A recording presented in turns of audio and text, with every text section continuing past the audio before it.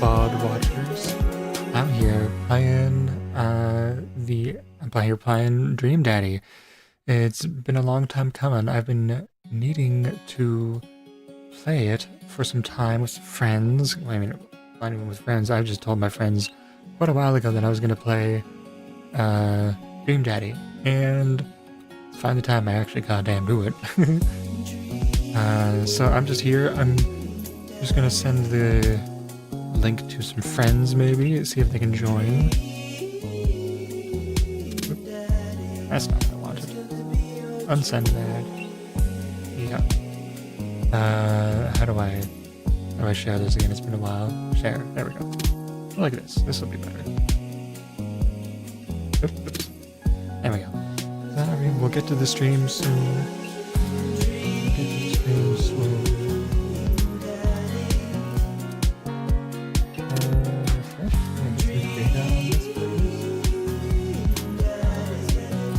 There we go, that's what I'm looking for. Okay.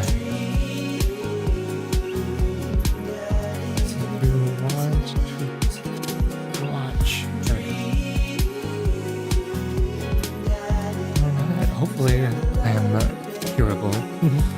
I've been trying to change a lot of the audio and such. I think so that I can be heard over things, and this might be loud, because it's loud in my headphones. Oh my god, this game is fucking loud. I mean, right now it's loud. It's definitely quite loud right here at this part because, you know, it's the song. But my god, hopefully, that's the big hopefully, is that I can be heard and this will be fine, you know? So, yeah, I've been trying to change audio settings, get a little more reasonable with the what you call it, the audio and the recording and all that kind of stuff, and I've just now, before the stream, changed more of my audio settings to make them maybe a little bit better. I don't know.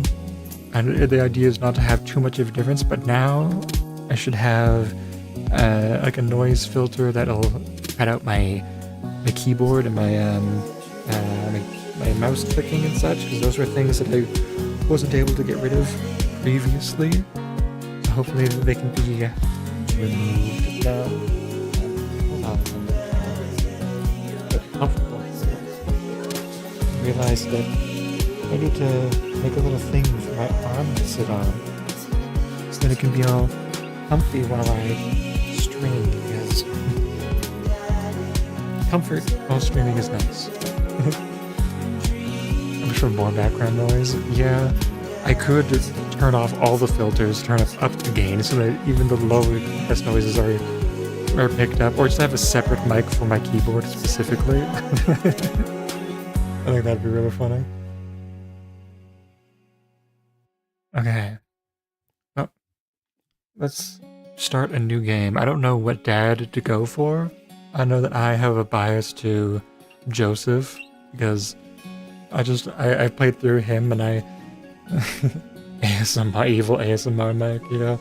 I played through with Joseph, the blonde one, because I don't know, probably something I grew up in a Christian household and therefore I have a thing for religious figures turned evil. I don't know.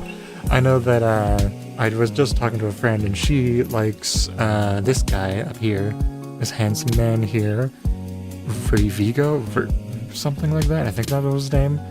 I don't know. I've also I know that some friends like this guy, and I know that some friends like this guy. I have no idea who I'm gonna go for.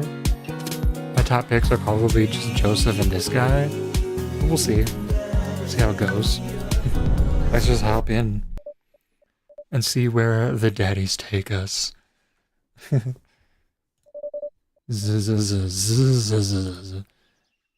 Dad! I don't know if I can do voices. Dad, wake up! Pretend to be dead. Yeah, sure. See which dad you slip into, exactly. Or slips into me. We never know what's gonna happen out there. I let my tongue roll out of my mouth and stop breathing. Amanda shakes me. Come on, Dad. This hasn't worked on me since I was 6. I don't know what voice to make her. I'm sorry, Amanda. This was the end for me. I'm going to die. Dad, I swear to God, you better not fucking pull this shit with me again. Amanda, I bequeath to you all my earthly possessions. Spread my ashes over my... Whoa. My brain... Right before I went over to look, I was like, spread my ashes, and I looked over here, and I saw the word teacher. Spread my ashes over my teacher. He'll know what he did to deserve this. Over my recliner. Good God. Okay. Well, your corpse better get your corpse better get into the moving van because it's leaving soon. Oh. Oh. I finally open my eyes and sit up. I'm lying in the middle of the living room, spooning a moving box. I yawn and stretch. Morning, Manda Panda. Dad. Yikes. Dad breath. Go brush your teeth. Gas is cheaper in the suburbs. Build that dad. Okay, we gotta build that dad. We got different body types here. We can have trans mask. We can have mask trans. Interesting. Who are we going to go for? We're gonna have like a dainty skinny guy. We're gonna have a beefy big boy. We're gonna have muscular muscle man. We're gonna be super hairy. Or are we gonna be not hairy? I think...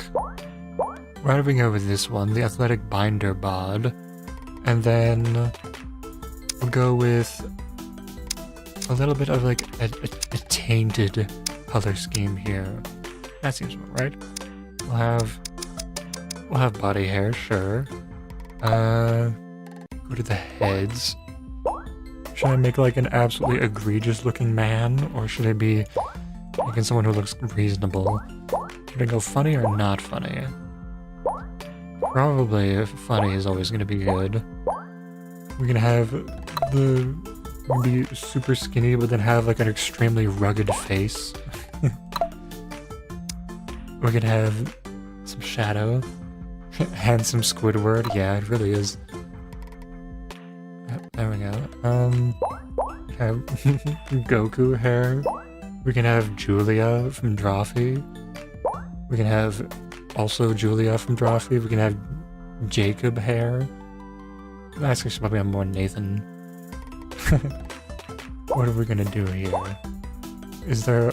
No, we should do Bolden. That'd be funny, I think. We'll have... we'll have pink balding hair. Or have green hair. My eyebrows aren't gonna match my hair. Monk cut. Is there a monk cut? Did you see a monk cut? I don't really see one, but it is kind of monkish. Too bad they didn't have a monk cut. I think we'll go with this one. We'll make an egregious looking daddy. Not egregious. We'll make a daddy for somebody out there, you know. We could just have the Goku eyes. We can have the I've been drawn by James eyes. Or we can have the I've also been drawn by James eyes. We can have a little bit of suspicion eyes. We can have underline eyes. We can just have my eyes! Eyes. Or we can have pretty beautiful anime eyes. I think I like that, actually. We'll have kind of like the white of the eyes. We're making him look... Oh, the shoujo eyes are just great. Oh, wait, I don't know. Can we... Is there a style that allows you to hide the eyes? No? Damn. I was thinking it'd be really funny to have, like, his eyes covered. But you can't. There's nothing actually that covers the eyes. Oh, this is the Aaron and Dan. This was made by the Game Grumps. Dan and Aaron, so we can pretend to be Aaron and Dan in the game. That's funny. We could have We will go with the balding still, I guess. Let's see, what kind of nose? Should we go like, he has like an anime face, but then just balding? A balding anime man? That sounds kind of funny, actually. I think we'll go with this one. Let's do balding anime man. I just gotta find an anime like nose style. I think that's pretty anime right there. We got, oh no. Oh dear. We're gonna have thick, juicy lips. Ew, the tongue out. Oh god. Oh, that is. Oh, we can have the uwu. Oh no, the tongue. Oh, we can even have like lipstick on him too. Oh, we can have him be a little bit goth. Oh, that's good. And the shonen character is 25. I think we should go with like a semi-goth, like guy who's just absolutely. Oh, we can have such a sad meow meow. You can, oh, that's. I think that's the look right there. Those are the brows. Should change his hair to make him more goth. Morgoth. Actually, is his name gonna be Morgoth? Morgoth the impenetrable, the dater of dads. Oh no. We have a little mustache. This is beginning to get into like drag king area. And I don't know if it's what I want. But the mustaches with a little bit of a tongue out, it's kind of sending me. It's kind of actually really funny. It's becoming John Waters. I kind of do like having a mustache because it just makes it kind of funnier. Especially with like the lips and the tongue out. I can't decide which one. Because I want to skirt the line of this is just like a caricature, and also I don't want to be like this is a little bit serious and a little bit funny. Can't have it go too crazy. We also have to have it match the hair color, I guess. It does, having the mustache be, I do kind of like how the tongue just sticks out underneath this. Oh dear, that's pretty bad. Oh, we can have glasses. What kind of horrible monstrosities can we make here to our anime dad? I do kind of like the glasses. No glasses is kind of, it's a little creepy. The walrus's peak. It really is. I think glasses is, without glasses is kind of like a little too spooky, but then you add glasses and it's like, hey, that's actually kind of like a character, you know? We'll give him like, he actually looks like an actual, like, maybe could be a person, you know? Despite there are no words. There is, and it'll probably be Morgoth. Oh, we can have piercings on him too. Oh, that's sick. We can have the snake bites. We have a little nose piercing. Like 70s prawn shades are great. Yeah. Which ones are them? I think they're these ones. Yeah, those ones. Those are pretty good, but they cover the eyes a little too much, I think. As much as I do find it quite amusing. You can just, oh my god, you're gonna have a piercing over the mustache. His mustache is pierced. I like that. That's super funny.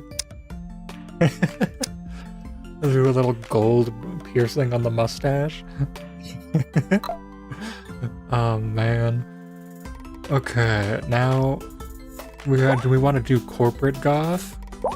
We want to do, okay, I think, oh, the Karina cats. They got so many Drawfee references in here. The 80s bowling the 90s bowling alley aesthetic is pretty fun. The cats are pretty cool just because, like, cool colors. We could just go, like, full tuxedo. Tuxedo-esque type of guy.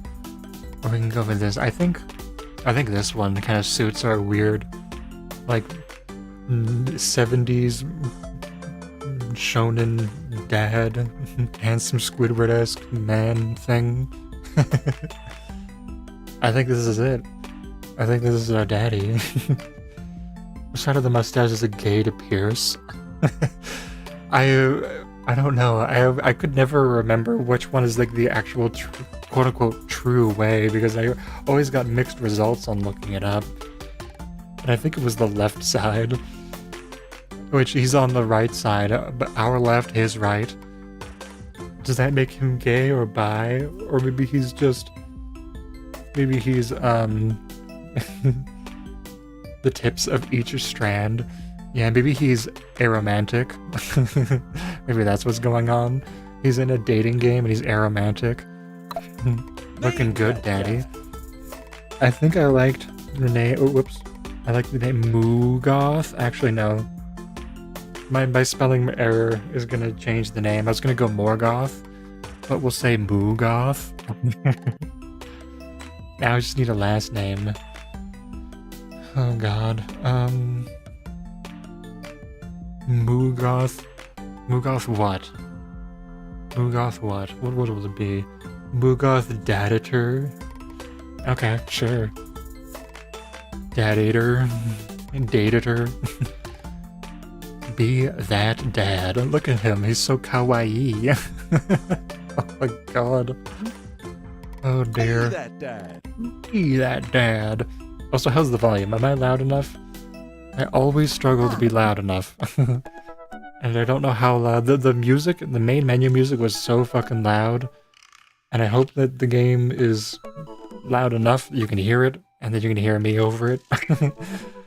I'm trying to change my audio around so much. Did you fall asleep packing?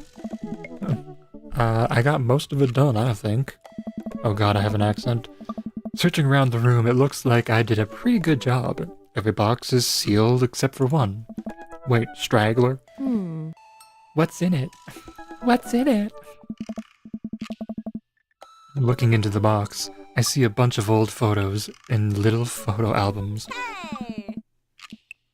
Whoa, I haven't seen these in years. Oh god, that is a horrible photo. I pull out one of the dusty albums from the top of the pile and we begin looking through it. Huh, I look like shit. That's the coolest baby I've ever seen.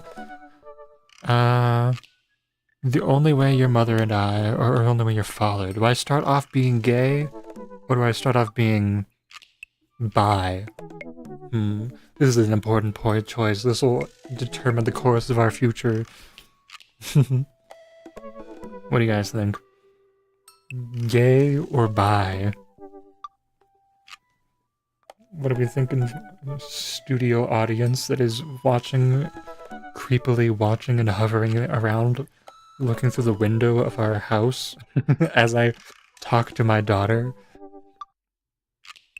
This is a big, important step. Bisexual kawaii father. Okay, we're bisexual. The only way your mother and I could get you to stop crying was to put the sunglasses on you. I don't know what this voice is. But whenever we tried to take them off, you'd start crying again. You spent the first 2 years of your life with sunglasses on. When we finally took them off, your eyes fucking shattered. You could not handle even the dimmest lights. It was the worst mistake ever. That's why your eyes are yellow and you have no irises. Your irises are fucking yellow, girl. It's all the light. She's blind. There's so much light inside of her eyes as soon as we took off the sunglasses. Nice. Halloween, you were maybe 4? Oh god. It looks like this. Look at this. It looks like these are the lips. And then these are teeth. And this horrible fucking monster is gonna kill this girl. Gonna eat her. That's what I'm saying immediately. Oh my god, that dragon costume was so ugly. So scratchy. You couldn't decide between putting on being a princess or a dragon. So we went with both. Princess Dragon. Princess Dragon, you gotta do the salute. Why do I remember crying in that dragon costume? Because it fucking looked ugly, wasn't it? You saw yourself in the mirror and realized you were afraid of dragons. Seeing yourself inside the dragon's mouth was realization of your greatest fear, I think. Huh? Right. Yep. Definitely repressed that memory. Oh god, I'm getting a little bit Valley Girl. And this was you in your horse phase. You're I don't know who that little girl was, but you're that little horse thing that's right there. That was your horse phase. There was a stranger in the house. Dad, I believe you named that plush horse Sir Horsington the Brave. Dumbass name. I don't think that was his. Amanda lunges for the photo, but I quickly snatch it away and hold it above her head with my superior dead arms. Nice try, but this is important blackmail for you later down the road, so that I can frame you. Go ahead, try me. I've seen pictures of you and your ska band. Oh shit. Ghost boy, they're coming for your gig. Ouch, kid. That hurt. You fucking stabbed me. The Scommunist Manifesto had a chance back in the day. God, Scommunist Manifesto. Jesus. I took off into the distance and reminisce about that rad horn section. And my god, there was so much checker everywhere. It was all checker print. Hey, it's Emma P. Dad. No, Dad, that's Emma R. I didn't meet Emma until high school. You stupid idiot. Yeah, I promise you, wholeheartedly, that I will never stop mixing those two up. Dad. Dad, Emma R has been my best friend since I was 7. Give it, like, a little bit of effort. Alright, Emma P was the one who... Oh god. Tried to steal people's pets, fired a flaming tennis ball at the police station, or pooped her pants during a sleepover. Damn. Okay, let's build a backstory here. Who do we want her friend to be? Trying to steal people's pets. That's pretty crazy. I do kind of like the tennis ball at the PlayStation. Totally go for that, like, fuck the police kind of thing, you know? What have they ever done for us, you know? Lighter fluid, tennis ball, tennis racket. Right? Dad, that was you. Oh, right. I was a wild child. How could I freaking forget? I just equated Emma P with my own self, insert memories, you know? But I was 6 when you did it. Okay, I'm feeling like I'm being attacked right now. I wasn't aiming for the police station. It just happened that there was a police station in the vicinity of where I wanted to hit a flaming tennis ball. And I, you know, maybe have said some words that were bad towards the police. Yeah, I remember you explaining that to the police. They didn't believe me either. Oh. Anyway, I gotta show this to Emma R later. She'll get a kick out of it. The first photography award you ever won. That was a huge photo of you. Huh. You took. Yeah, and I got it. Oh my god. Yeah, and it got us a $20 gift card to McFriday's. Hey. And then you got food poisoning from the cheesy tostada blasts. No, what was resulting was that I expelled cheesy tostadas blasts. Get it right. I think you mean food poisoning, you know, with a Z. Ugh. Still can't drive past McFriday's without gagging. Because they're serving. I'm absolutely gagged. Still proud of you, though. Amanda reaches down into the mute box and pulls out one last photo. Neither of us say a word. We stare at the photo for a long, long moment. I love you, Amanda. I finally decided to break the silence. This was the day you were born, or you were adopted? Interesting. Do we have an adopted daughter, or do we have a natural born child? Was I that bisexual that I managed to have sex with a woman and get her pregnant? Or was I progressive and woke mind virusy enough to adopt?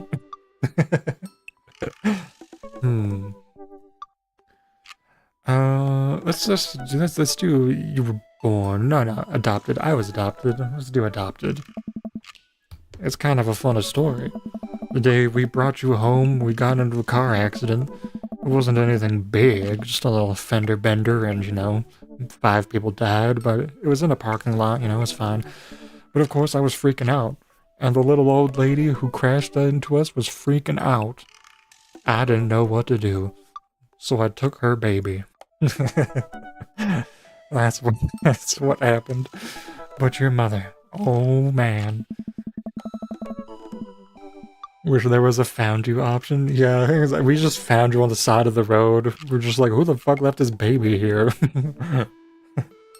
She holds my hands and looks me directly in the eyes.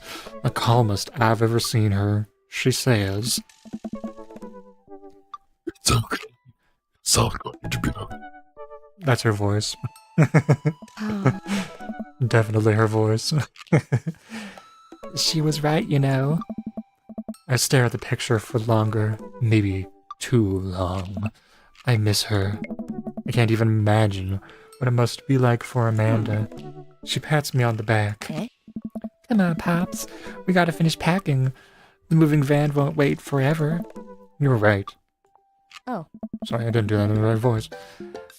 Amanda and I pile into the car and take one last look at the old house. So many memories here. Oh, sorry. So many memories here. Hard to believe your mother and I bought this place almost 20 years ago when the market was fine. Things were cheap. It was $5 for a house. Hey, remember when I shattered the front window playing catch? You always had very strong arms. I was afraid of you as a child. Hey, remember when I shattered the other front window pretending to be a robot who breaks windows? You were a very imaginative child, and it was the reason why we don't have a house anymore. Hey, remember when I broke the back window? We get it, Amanda. You break stuff. Huh? And there'll be plenty more stuff for me to break at the new place. Yay! A whole new house, a whole new neighborhood to destroy. Memories to make and stuff to break. Huh. You ready? We sit in silence for a moment, and I watch my daughter grow up in this house. I watched my daughter grow up in this house, sorry. It will forever hold a place in my heart, but it still stings a little bit to leave it behind. I'm ready. The moving van begins to pull away, and an earthquake happens, and I get into the car into position to follow it. I watch our house, our old, decrepit house, disappear in the rear view mirror. So what? So sell me on our cool new pad. I clear my throat into my best cheesy announcer voice. Oh dear God. What's an announcer voice sound like? Nestled in beautiful, scenic downtown Maple Bay, our new house features washer and dryer hookups, 2-car garage, or multiple places to sleep. What sounds good, actually? Washer and dryer hookups? Is that like a sex thing? A 2-car garage? Could actually be pretty useful, but, multiple places to sleep? Probably like, talking about like couches, we got a futon, we got pull-out beds, Washer and dryer hookups. Let's do that one. That seems like a meh option. Honey, have you ever had dirty clothes? For most of my life, yes.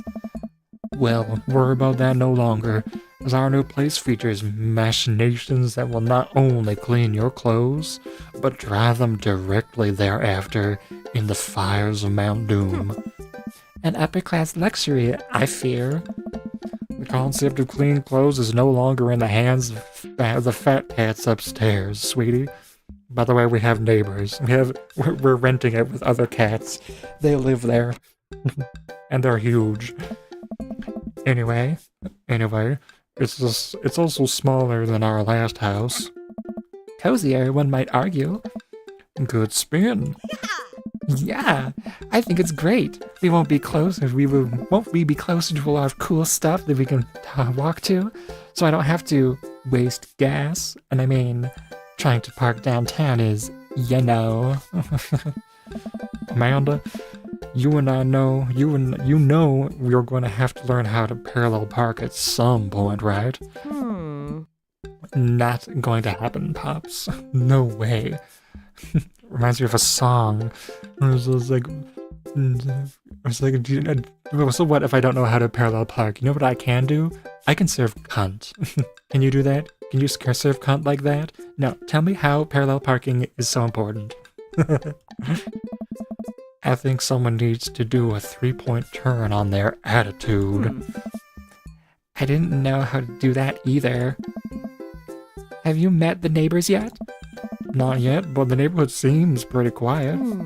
So you won't have to waste any rowdy teen. Oh my god, you won't have to chase any rowdy teens off our lawn.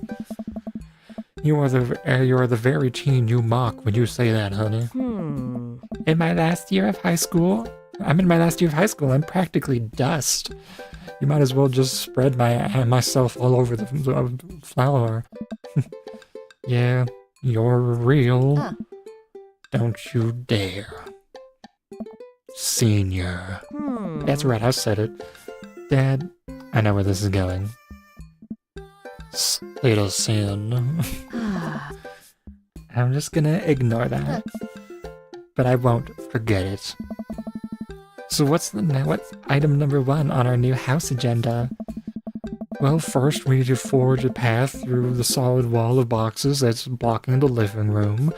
I still have to install the washer and dryer. We need to go grocery shopping. Pops, cool your jets. You have to promise me that we're gonna take a break and explore the neighborhood. Okay, you're right. We'll get some work done. I love that her dad is like gay Charlie Swan. I don't know who Charlie Swan is, but I'm sure I must have. I probably maybe at some point heard them. I don't know by name. I'll have to look them up at some point. But you're welcome. This is bi gay Charlie Swan. And do you like the pierced mustache that we've got going on? It's lovely, isn't it? We'll get some work done and then we'll check the area out. The dad from Twilight. Oh, Bella Swan. Okay, Bella Swan, Charlie Swan. Right. I don't know the names of the people. I know Carlisle. I know Bella. I know Edward. And I know... I'm forgetting his name already. The other guy. Bella's dad, though, not the vampire dad. Yeah, I figured. I don't remember what he sounds like, but I kind of do see it a little bit in the face we've chosen because he did have a mustache from what I remember. I don't think he was balding as much, but, you know, him. Okay, we're going to check the area out. We pull up to the new house and step outside. The lawn is freshly mown and the for sale sign is still in the yard. It does not say that it has been sold. Yeah! And with a swift kick from Amanda, the for sale sign is no more. She blows it into smithereens. I know this because I'm a cop. I know things. Nice form, sweet pea. I got a problem with authority. I'm so proud. Oh. Fuck the police, bitch. Yeah. Go to all the protests. Man, all that karate chopping tucking me out. I could really go for a sandwich. One kick and you're already like, I'm done for the day. girl, an ice cream sandwich. Sweetie, it's 10 a.m. Do you see all the dogs in the park nearby? I need some coffee ASAP, or we need to unpack first. Is this guy a coffee drinker? I know I'm not, but is he a coffee drinker? Is he a dog enjoyer, or is he an unpack enjoyer? Let's unpack first. As much as I would like to enjoy a delicious and healthy ice cream sando about now, we got work to do, kiddo. He eats the beans raw. Yeah. He definitely does. Look at that tongue. The tongue just snatches out like a fucking chameleon and takes the beans.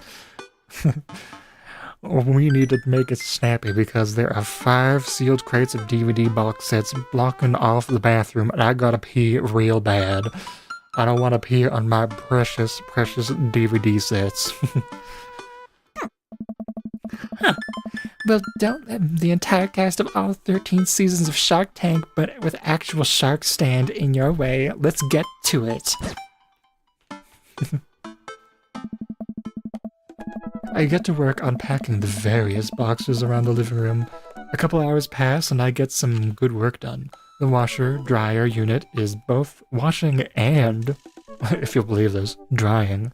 And we actually walk through the living room without tripping over boxes. A visitor already?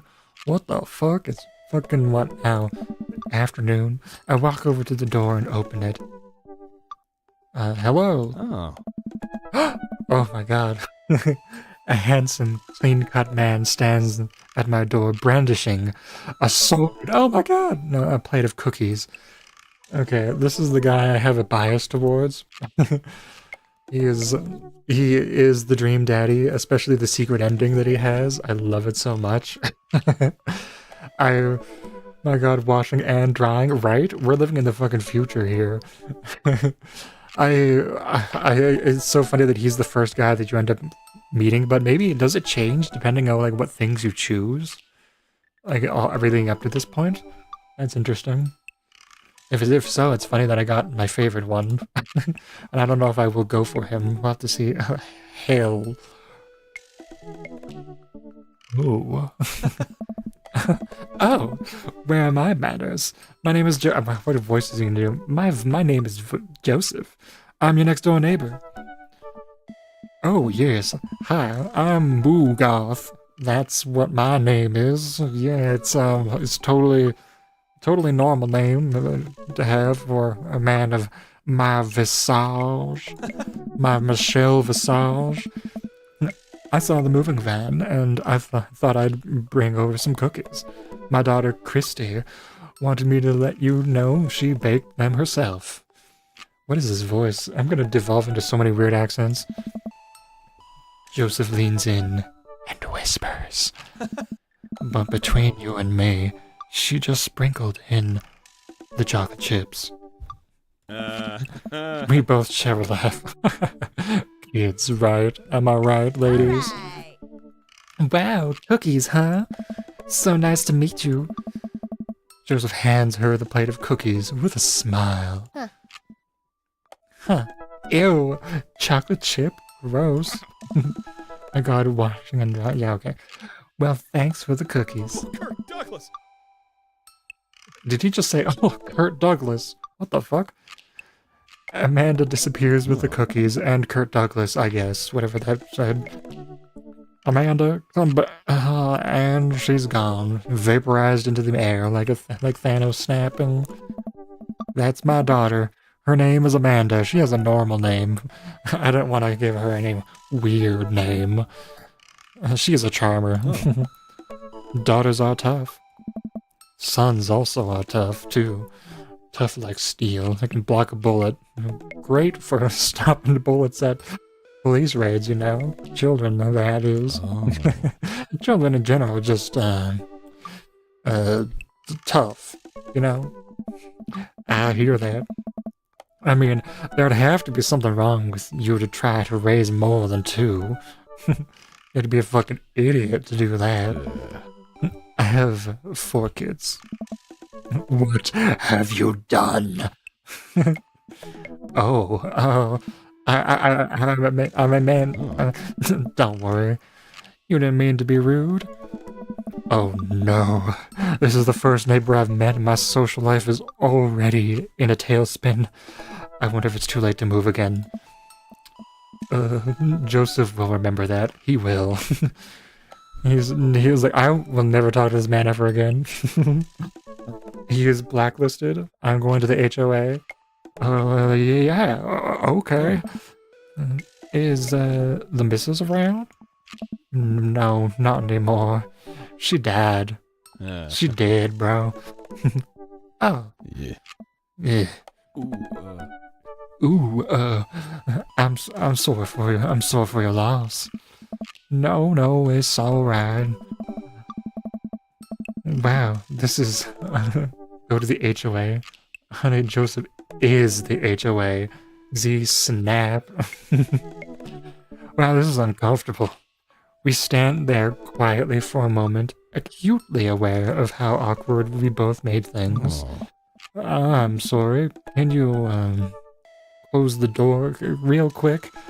I have a gun, and I'm gonna use it on you because nobody tells me to not raise more than 4 children. I look at Joseph quizzically, but comply. After a second, I hear a knock on the door. Opening it, I see Joseph standing there with a huge smile. He picked it up off of the off of a billboard. oh. Hey, I'm your. He comes in with a new accent. Hey, I'm your neighbor. No, hey, I'm your new neighbor, Joseph. I promise to not talk about your dead spouse this time. I'm throwing a barbecue at the cul-de-sac, and I'd love for you to come by and meet the rest of the neighbors in our community. I'm just defaulting to this kind of twang of an accent, anyway. I just can't get away from that, huh? What do you say, pal? That sounds great. My daughter Amanda and I would love to stop by. Also, 4 kids is a perfectly normal amount of children to have. It is not absolutely insane in the membrane or at all. We shake hands to seal the deal. And then, in a puff of smoke, he disappears, and an evil happens, and there's a pentacle on the ground, scorched into the ground, and I've made a deal with the devil. Well, neighbor, I'll see you at 3 p.m. sharp on Saturday. Sure thing, neighbor. Damn, I didn't know Dream Daddy took place in, like, Arkansas. Yeah, normally my default accent is like Australian. And I don't know why I just keep going to just like southern accents. I just can't, I just, I'm not good at doing voices. My voice doesn't change very much, and it's really difficult. I guess Joseph keeps walking away, but stops to think for a second and turns around. Hey, in all seriousness, raising kids on your own can't be that easy. If you ever need to talk about stuff, you know, I'm the youth minister at the church down the street. The religious man. Oh, I don't know if I would really consider myself a youth. I mean, I may be a shoujo shonen, Morgoth type of pretty little princess meow meow, but I ain't really. I'm older than I look, thank you. You look pretty young to me, but, you know, suit yourself. And with that, Joseph's gone. Like smoke. He seems nice. Amanda walks back into the living room, crumbs on her face and cookie in hand. That was the smoothest recovery I've ever seen. I should be taking notes. See, you're already fitting in great. Where'd those cookies go? They're gone. I destroyed them. If it makes you feel any better, they weren't very good. That sucked ass. So you ate them all of them anyway? I guess that makes it break time. Any ideas? Okay, so this is the opportunity to immediately start going for Joseph. Which, who do we want to go for? Because those cookies, disgusting! Oh man, who do we go for? Because this obviously is telling us, like, obviously we can go for Joseph. Obviously we can go for any other daddies, but I've not actually decided who I want to try to go for. And right here seems to be an opportunity to get closer to Joseph, but we might also have opportunities otherwise if we go for other people. And I don't know whomst to go for. You go over and tell his daughter they sucked? Actually, that could be funny. Let's see if we could do that.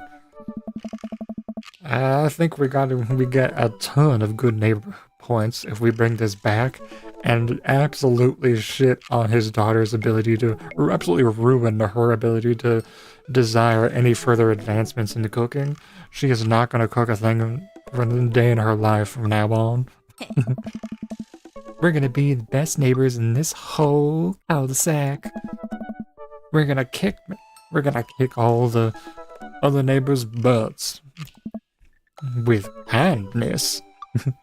And absolutely ruining children's childhoods. It'll be fantastic. Amanda and I step outside. Shoot, I'm actually not sure which house is his. They all look so the same. You're biased for Damien. Yeah, I think that's what his name is too. Is Damien, because it's you talking, I think, is that the vampire guy? The aristocratic vampire goth guy? Because that makes sense to me. Oh, there's like the biker daddy. I don't remember his name. That could also be Damien. It's one of those two. Dracula. Oh god.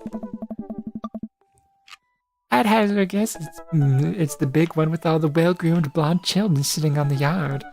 That look like fucking children of the fucking corn. Good eye, kid. And remember, we need to make a positive impression here. Keep it light.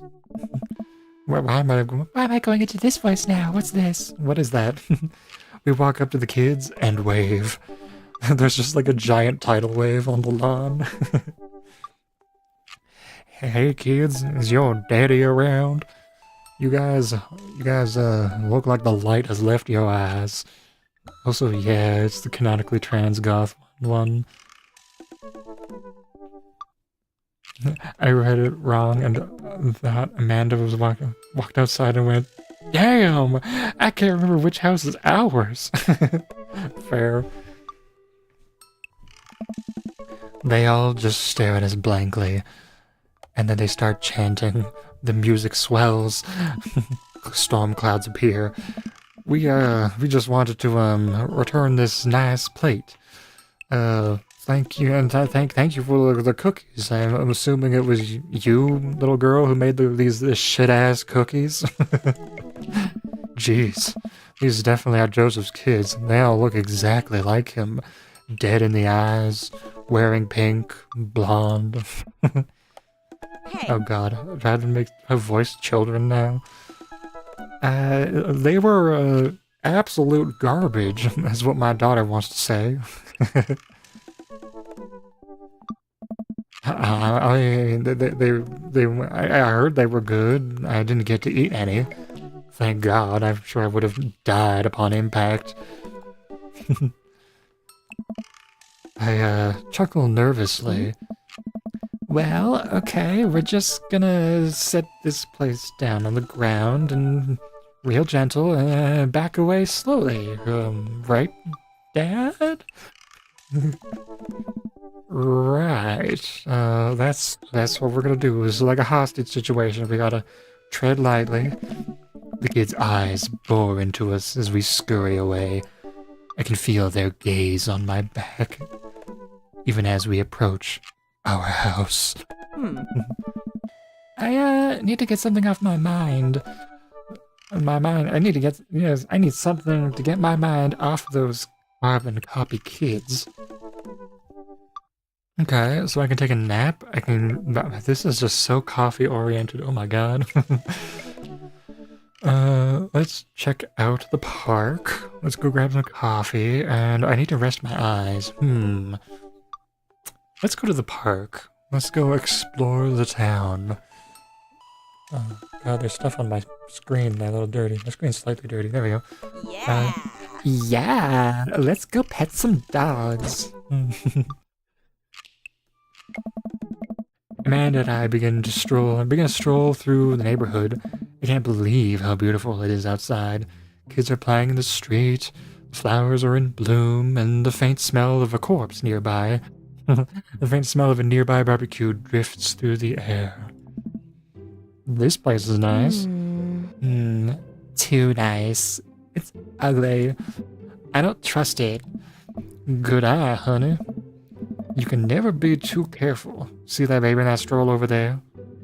Government operative. That's Angel Mulder right there. That's him. That's Fox Mulder. Went onto you, baby. We walk a while and eventually end up at a small park. Toddlers chase each other through the playground, and dogs of all shapes and sizes romp through the grass. It's pretty crowded, but Amanda spots a nice empty bench, and we start to make our way over to it, when... It's a... Oh, fuck, what the hell was that? Sniper! It's a frisbee suddenly hits me in the face. Woof. Huh. A corgi with a neat plaid handkerchief what the hell, tied around his neck bounds up to me, wagging its tail. Hello, did you throw this thing at my head? I like your necktie.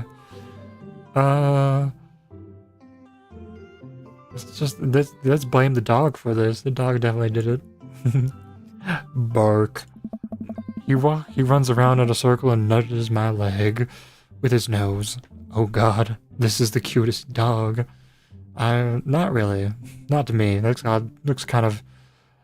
He's seen some things, and he's hiding it. Can I help you? Impart upon me your wisdom, tiny dog, or pet the dog.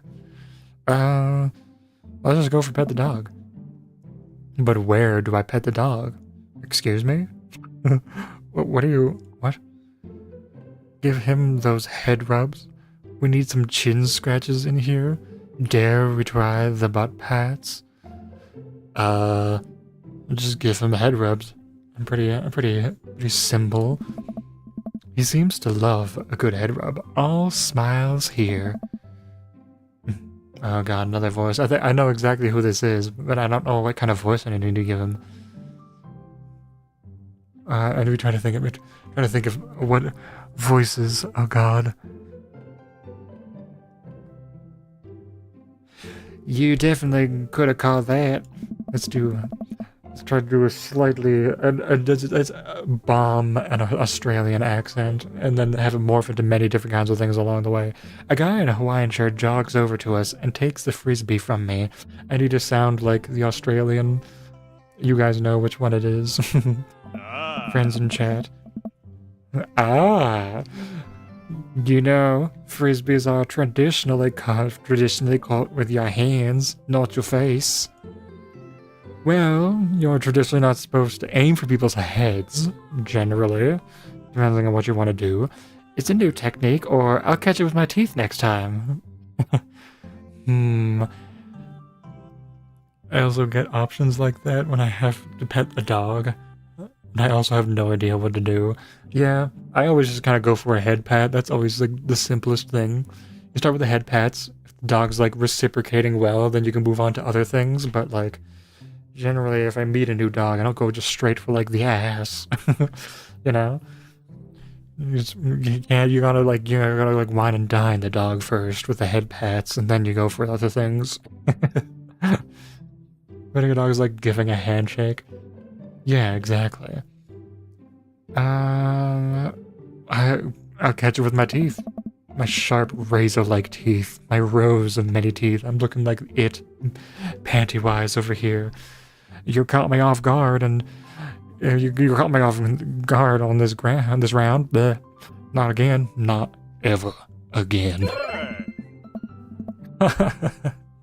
I'm just messing with you.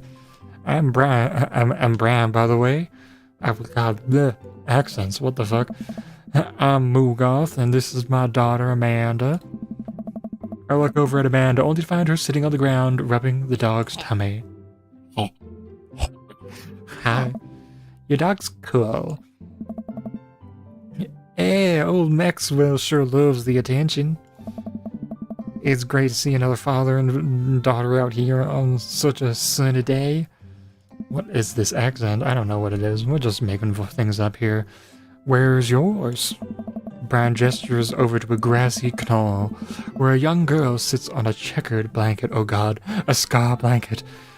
She's reading a book bigger than her head. She puts it down and heads over to us. This is Daisy. She's reading the Brothers Karamazov. Her teachers tell her that she has the reading and comprehension skills of a high schooler. I'm just going into Southern again. It's very amusing because it just sounds like Paula Deen is fighting to escape you with the accent. Always coming back to Southern. Yeah, I can normally like switch accents, and this time I just cannot. The Southern has taken me. Everyone in this town will just sound the same. Everyone will just sound like Mugoth, because I will just keep resorting back to it. I cannot escape it. It's in my blood. How old is she? 10. She's a precious little youngster. Hey. Whoa. Gross. Oh god, I'm dying. My natural dad instincts kick in. I must brag about my child's accomplishments. Oh no, it's happening. Brian, go on. Go on, Daisy. Tell him about yourself. Oh god, now I gotta do another one. I'm not gonna remember all these voices. All the girls are just gonna sound like a valley girl. That's my girl. Amanda, get in there. Okay. Okay, our HP is at 80 and 80. Dehydrate and deter, flee, item, brag. Let's do a brag. Amanda here's just recently won a local photography award. Wow, congratulations. Congratulations. Daisy actually just won a statewide poetry contest. Contest. Ugh. Oh god, it hurts so much. What's this? That's which daughters. Oh, okay. That's what that is. Item. Spelling bee photo. Yeah, sure. Fumbling through your phone's browser, you managed to pull up a photo of Amanda winning her 10th grade spelling bee. Wow, oh, wow. Congratulations. Daisy is getting picked for her annual spelling bee right now.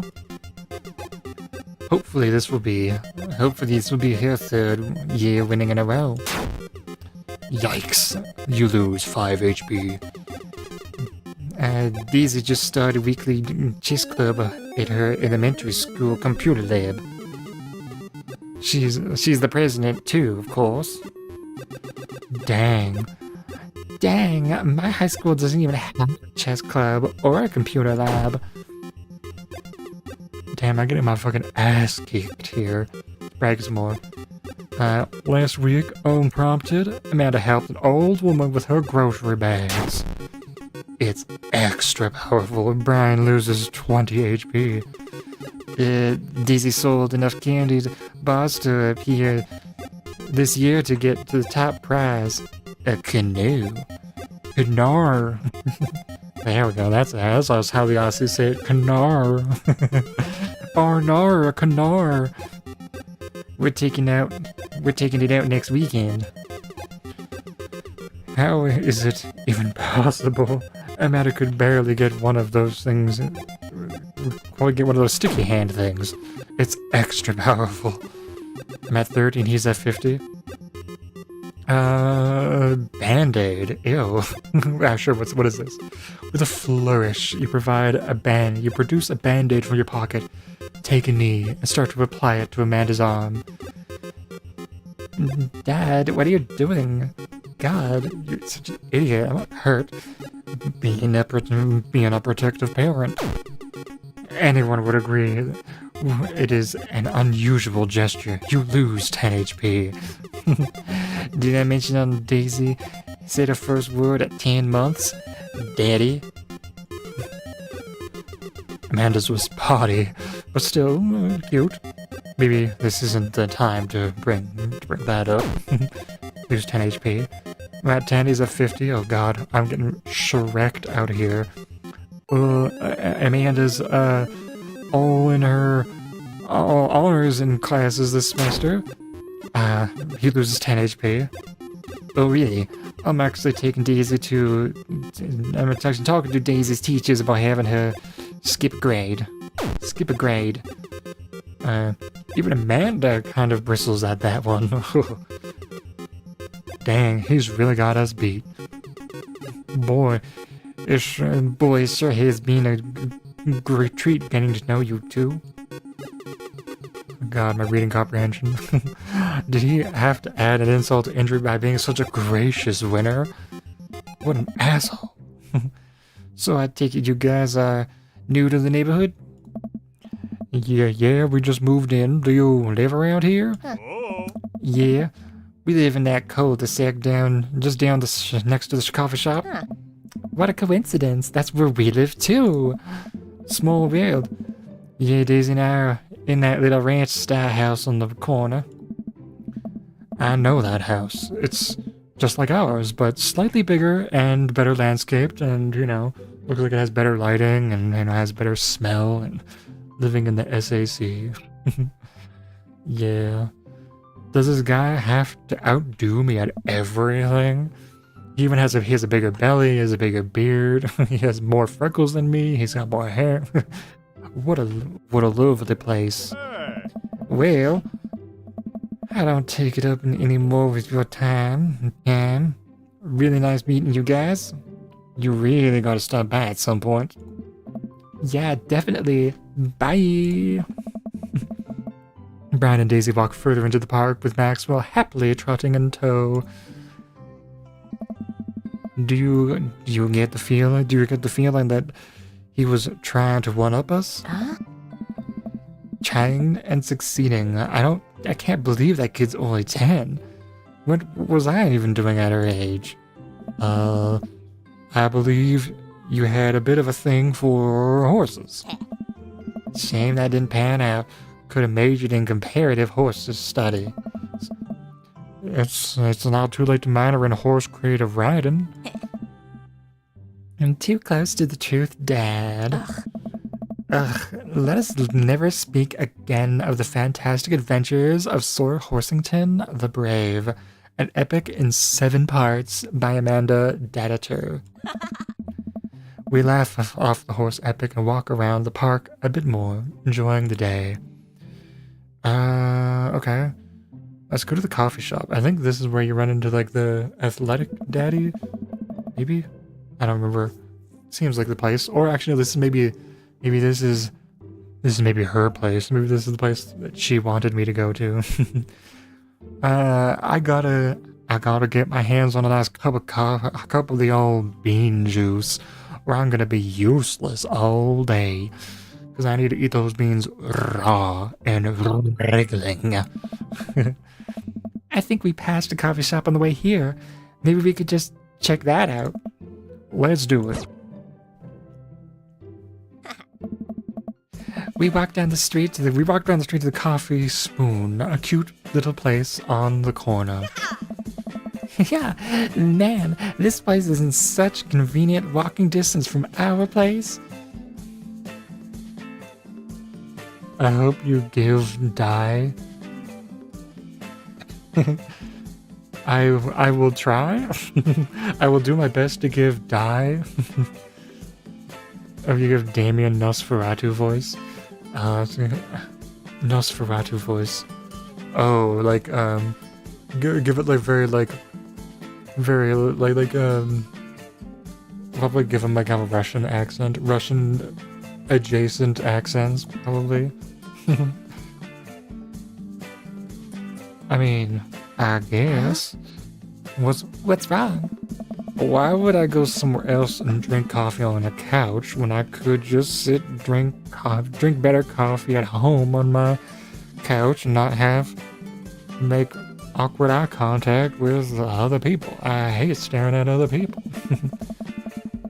At least when I'm home, some random guy's gonna come up to me and sit on the recliner next to me and make me look like a fucking idiot for sitting on a goddamn couch with other people, and I won't feel like a little weird about it because technically he's not sitting at my table, but he's very much within my personal zone. Now, honey, I look like this. Like, people don't want to sit near me anyway, so I guess I have nothing to worry about. Dad. At least that's the etiquette. That's what the etiquette when you have... Oh my god, Jesus. And what's the etiquette when you have a dirty mug? Is there a bin? You just throw it on the ground? Happy birthday to the ground? Do you just go up, sit up on the counter because you don't know where else to put it? Or do you leave it there and feel your face flush hot shame as you consider the possibility that there is in fact a bin somewhere just out of sight and now you're that jerk who left their mug? You can't go back because the shame is going to pass down to your children and their children's children's. Dad, are you just afraid to meet new people? Yes, Amanda, I've been trying to say that this whole fucking time. We walk inside. Dun dun dun. Inside the coffee shop, of the coffee shop is an incredibly warm and inviting vinyl records line the walls, and the patrons lounge around the well-worn-in couches. Some cool tunes spin on a record player next to a little stage. A nice-looking little place. Yes, Amanda, Daddy has social anxiety. Yes, Amanda, Daddy has social anxiety. Oh god, another name person. I think I'll just go regular voice on this one. Welcome to the coffee shop, the Coffee Spoon, guys. How's it going? What's with the name? Oh, it's kinda dumb. Make him English. Oh god. Can I think of a British accent? Am I in a headspace to think of... Oh, it's kind of dumb. We'll go unnecessary voice for him. It gets mentioned in this poem I like, and I thought it was a good idea at the time, and I suppose now it's still a good idea, because business is still running. So true, I haven't heard a southern accent yet. I think it could be a southern. Yeah, he could be southern, but why would we do southern, you know? No one's southern here. But if you ask me that question all the time, people ask me that question all the time, and I give them the same answer every time, and now I'm stranded here rambling, and I'm sure we're all getting more and more uncomfortable, and the more I keep talking about it, the more we're in trouble now, and I can't stop it. Oh my god, the voice just keeps coming out of my mouth, and it's like as if I have the ability to stop it because I'm in control of my own muscles, but I just don't know when to even stop, and I'm just gonna...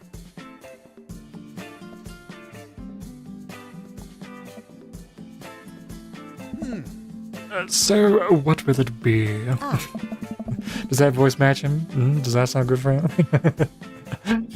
I scan the chalkboard menu and I am immediately overwhelmed. I'll have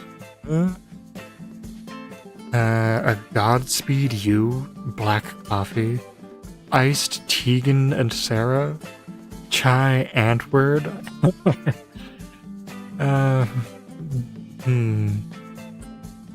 Godspeed on the Devil's Thunder. Iced Tegan and Sarah chai. I don't know. Am I a chai tea person? Am I an iced tea person or am I coffee? I mean, I did absolutely say that I was... It is just struggling to get coffee, like frothing at the fucking mouth for coffee, so I guess I have to choose this one. A classic. Exquisite choice, sir. I don't get it. It's a pun. Godspeed You, Black Emperor, is a really amazing and influential progressive rock band known for their sweeping soundscapes. Where's the option for raw beans? I don't know. That's one of the secrets. That's one of the secret endings. I'm doing the thing again, aren't I? Oh.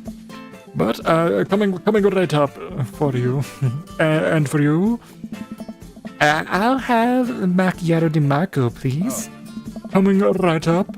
Do you want that in small, medium, or big smalls? Medium? Wait, is Biggie Smalls big or Smalls? I should change that, shouldn't I? Fucking idiot. Matt sets to making our drinks, and Amanda and I take a seat on one of the couches. What's his deal? Let the man make puns. They're cooler bands than you listen to anyways. Hey, ska was cool once. And if you ask Ghost Boy, he'll tell you that it is still cool. But if you ask Nosferatu Boy, they will put their head in their hands and shake in distress. This couch is actually pretty comfy. Maybe not comfier than our couch, but it's alright. Good lumbar support. You sink right into it. Ska never dies. It is eternal. It is the zombie of music. Okay, it's way comfier than our couch. Amanda nudges me. This place is next to our house, and that guy seems not only cool, but also just as uncomfortable talking to other people as you are. You should totally become friends with him. Well, I don't know. Come on. I love the idea of a cozy coffee shop, but it's just got deafening ska music. Yeah, that is the ideal for him. James could totally just go get iced caps there, and they'd just be blasted by ska. It's his paradise right there. The visuals of the store, just blasted by the Tony Hawk soundtrack. Yeah. The visuals that you step in and you're just assaulted by checkered print everywhere. Come on, let's say about meeting new people. Bleh. I can't meet new people, even if I always stay inside and also don't go outside and, also don't talk to people. And what if I just stop talking right now, See, we're making progress. Matt sets our drinks down at our table, and I immediately burn the roof of my mouth. Good one. Ah. Hi, we're new in the neighborhood, and I'm Amanda, and this is my dad, Mugoth. Hey. Oh, right on. Pleased to meet you both. You want to come by when my daughter's hanging around the shop. You two might get along. Everybody in this fucking town has a fucking daughter. Yeah, I'm sure we'll maybe come in from time to time. I'll draw out the words. Amanda kicks my leg from under the table. I mean, I'm sure we'll be here a lot. Yeah, we'll be here so much. You'll want a restraining order. You know what? Let me get you guys' opinion on something. Humbly get your opinion. Matt goes into the back and comes out with a fresh plate of something that smells amazing.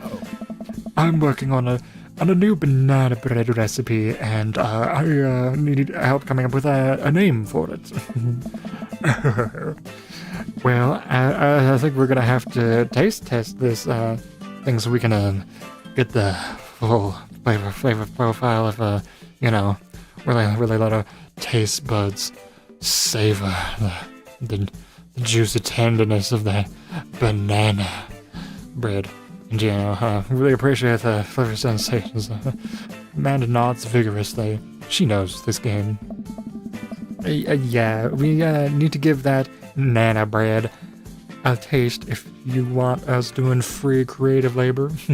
Hope he calls it bread au banana. Bread au banana. I think that would be commensurate. I think that would be commensurate with I've taught her well. We've trained for this day.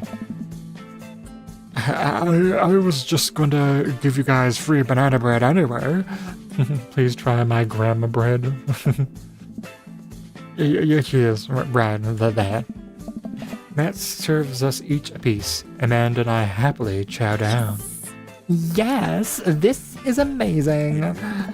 Oh, thank you, thank you. The secret ingredient is bananas. So, any ideas? I'm stumped. Well, I think it sucks, but I think it might only be able to give you, you dad band puns, but I'll give it a shot. Banana bread Kennedys, grateful banana bread, and right said banana bread.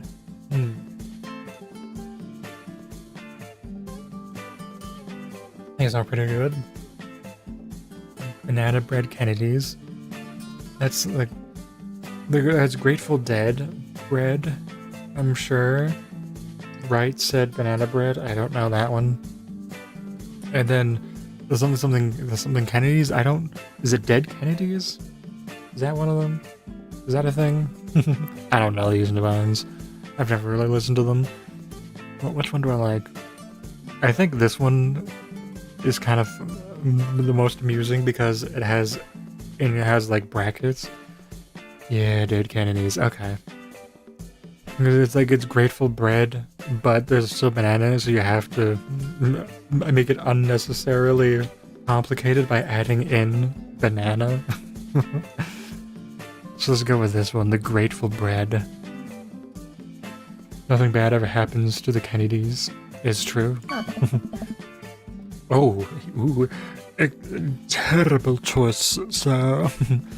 Like the jam rock band fronted by Jerry Garcia. Wait. That actually has a nice ring to it. Really? Hey. Yeah. Grateful banana bread. Strong decisions. That's art, baby. Oh no, the sludge of disappointment. Yeah. It did kind of give like a plink, kind of like an upbeat sound, but then showed in like a what you would associate as a bad visual. Also, is his jacket's denim, but like imagine it was textured literally like that, like pockmarked. You could like rub your hands on like the nodules of his like the fabric. That does not look like it would be fun to touch. Hey, yeah. I wanted to say baby because I thought it would sound cool, but once I realized that was stupid, I just realized that it just doesn't sound good coming out of my mouth, and maybe I should have just leave saying baby to the professionals. Oh. Yeah, way better saying it than I am. Hey. Enjoy your coffee. Thanks, baby. Hey. See? It sounds good when you say it. Across the room. Oh, look, it's the other guy. It's Reaper. It's Reaper from Overwatch. Gabriel Reyes. Across the way, a man catches my eye. He sits by himself, brooding over a cup of coffee. Our eyes meet, just for a moment. He's the other guy that I'm interested. I'm like, specifically, I'm just like, only two of these daddies I'm interested in. Him and Joseph. I hastily look away, hoping he didn't catch me staring. Who is that? We finish up our drinks and head out. Oh, I forgot about the evil one. Yeah, he's fun. I've delved ever so slightly into his storyline, but I'm not actually like gone very far. But he seems like a lot of fun. There was a lot of speculation about him being trans, from what I remember. I don't know if that was like very early on, and then I think by now we all know who the actual trans one is. Thanks for stopping in. And take care. Take care. Okay, now that we're full of caffeine, where to? I need a nap. You've dipped your tippy toes into his story. I have. He has a foot fetish, so I've, dipped those little toesies into there just for him. We just need coffee. We just had a coffee. Have you ever known me to play by the rules? Your father is a rebel, sweetie. Now, all aboard the train to Sleepy Time Junction. This is getting way more southern. As we're walking home, I hear heavy footsteps come up behind us. Moogoth, bro! Hey! Oh, it's this guy. I turn around and am greeted by a familiar face jogging up to us. Oh god, another voice. There's so many voices. What should he be? Craig? Oh. Bro. I don't know how to do that with an accent. Holy. Wow. I haven't seen Craig in forever. Not since the accident. It's been too long, dude. Yeah. Wow. You look great. Hey! Yeah. I cleaned up my act. Cleaned up his act? Are you kidding me? He's ripped. Absolutely torn to pieces. Amanda, this is my friend Craig. We went to college together. We were roommates for a while too. Amanda, dude, you probably don't even remember me, but you're so big now. Oh my god, she's a kaiju. Hello, cute baby. Oh. Oh, thank you. As the last time I saw you, I think you were about her size. This is River. Say hi, River. He picks up her tiny wrist and waves it around. River gurgles happily. Are you a babysitter? Nah, dude. River's my kid. Man, it has been a long time. It feels like 1 minute we're rolling up to exams and bad hangovers, and the next we're both fathers. Where you been, man? I was working out in California and just relocated the business back to Maple Bay. No kidding. Amanda and I just moved to this side of town. How's Smashly doing? Ashley is her name. I love listening to the voices, and you desperately find to see which one wins. A new character shows up. Yeah, and it's also really funny. Did you hear me just every accent I do just slips back to Southern? I start off strong and then just slip into Southern at some point. She still goes by Smashly, and we got divorced last year. Oh, dude, I'm so sorry. Nice. It's old news. We take turns taking care of River and the twins, and it's copacetic. Twins? You have 3 kids? Ain't life something, bro? God. Higstand Greg is the father of 3. Higstand Greg? Oh, yeah, it was my old college nickname. I need to get someone else into a voice call so that they can do voices for me. Old Greg, you ever drink Baileys from a shoe? I feel like I need to get somebody else here on this so that I can not have to remember voices and devolve into Southern every time, or just one stream, next stream everyone is Southern and everyone has the same voice. So I can't keep up with all these voices. He got it because he did a lot of keg stands. It's one thing where you do a lot of kegs, handstand on a keg and then drink from the keg. Oh. It's yeah. Oh my god, I fucked that up. Right. He was very good at it. Bro, I hate to be that guy, but I'm in the middle of my daily jog, and you're kind of harsh on my vibe. You did a lot of Craig stands. Yeah, you really did. Craig the keg stander. And I really gotta keep up my heart rate. Brought River along for, resistance training, and so that she flops around and gets shaken baby syndrome, gets a concussion as I'm flailing her about in this baby seat that I've created for her. You jog daily? I jog yearly. On January 1st, when I'm Craig of Stand. On January 1st, when I promised myself that I'm going to jog daily for the rest of the year, but I give up after 30 minutes and just walk home. Well, it's never too late to get back into it, dude. You should join me sometime. Yeah, I don't know. Hey. Yeah, come on, it'd be fun, bro. We could grab breakfast afterwards, brokefist. We could catch up. We could do a bro brunch like the good old bro days. Oh, alright, sure, sounds great. Great, let's get that going soon. I better get grooving. Good to see you guys. Craig gives a little wave, puts his earbuds back in, and jogs off. I can't believe Craig is ripped and has kids. I can't believe oops. I lost my accent there. Oh my god, something's happening to me. Do I smell toast? Really? Huh? Why is that? The Craig I know who is not fit to be reasonable for any kind of living, including and especially himself. One time I watched him drink an entire jar of marinara sauce for dinner. Dude is absolutely fucked up. Amanda, he opened up a new jar of marinara sauce and then drank it like it was a thing that normal people do. It was unholy. We had to exercise him the next day. And then I asked him what the hell he was doing, and he said, and I quote, "It's basically a smoothie, bro." I mean, technically, he's not wrong. He jogs.